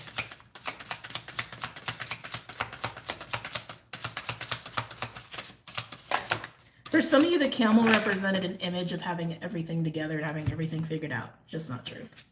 That's not true for most people. And then we have the Tower with the Knight of Pentacles. So again, Tower representing this being pulled through the vortex. Being pulled through the vortex. Now, the context of this Tower is the Knight of Pentacles. Knight of Pentacles is consistency. It's Virgo energy. And it's funny, I said there are no cards for the camel. That's basically what the camel is. The camel is basically Knight of Pentacles. It's this cautionary, I'm going to plan ahead. I want to make sure everything is as we have resources, nothing too frivolous. We're going to have it all planned out, just enough. It's like, that is very much Knight of Pentacles. Knight of Pentacles is also like the ride or die. Like, I'm going to be here no matter what. But it is about like consistency. Consistency, predictability, reliability, all of that stuff. You've been masking yourself as a Knight of Pentacles. And you're just not. And that is okay. Again, it's this mask of having everything together and having everything figured out and like being really solid and okay. And it's okay to not be okay. It's okay that you're not organized. It's okay that you don't have it all figured out. It's okay that maybe you're not good at handling resources. Like, that's fine. That's okay. Because you're just not a camel. Overall, we have the 10 of Wands in reverse, putting down burdens. Beautiful. 3 of Earth has come out a bunch too. 3 of Earth is like collaboration. It's co-creating with spirit and other people. It's starting to get plans together, starting to get resources together. It's also a card of friendship and repair. And then the Five of Cups in reverse, part of the healing process that you went through here. So yeah, to me, this says, darn it, hold on a second.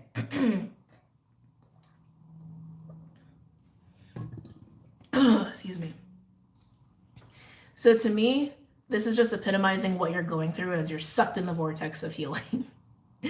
You're putting down the burden of what isn't you and what doesn't work, and you're starting to rebuild. You're getting a chance to rebuild coming out of the other side of the vortex here, and it's very, very healing for you. It's a rapid healing process.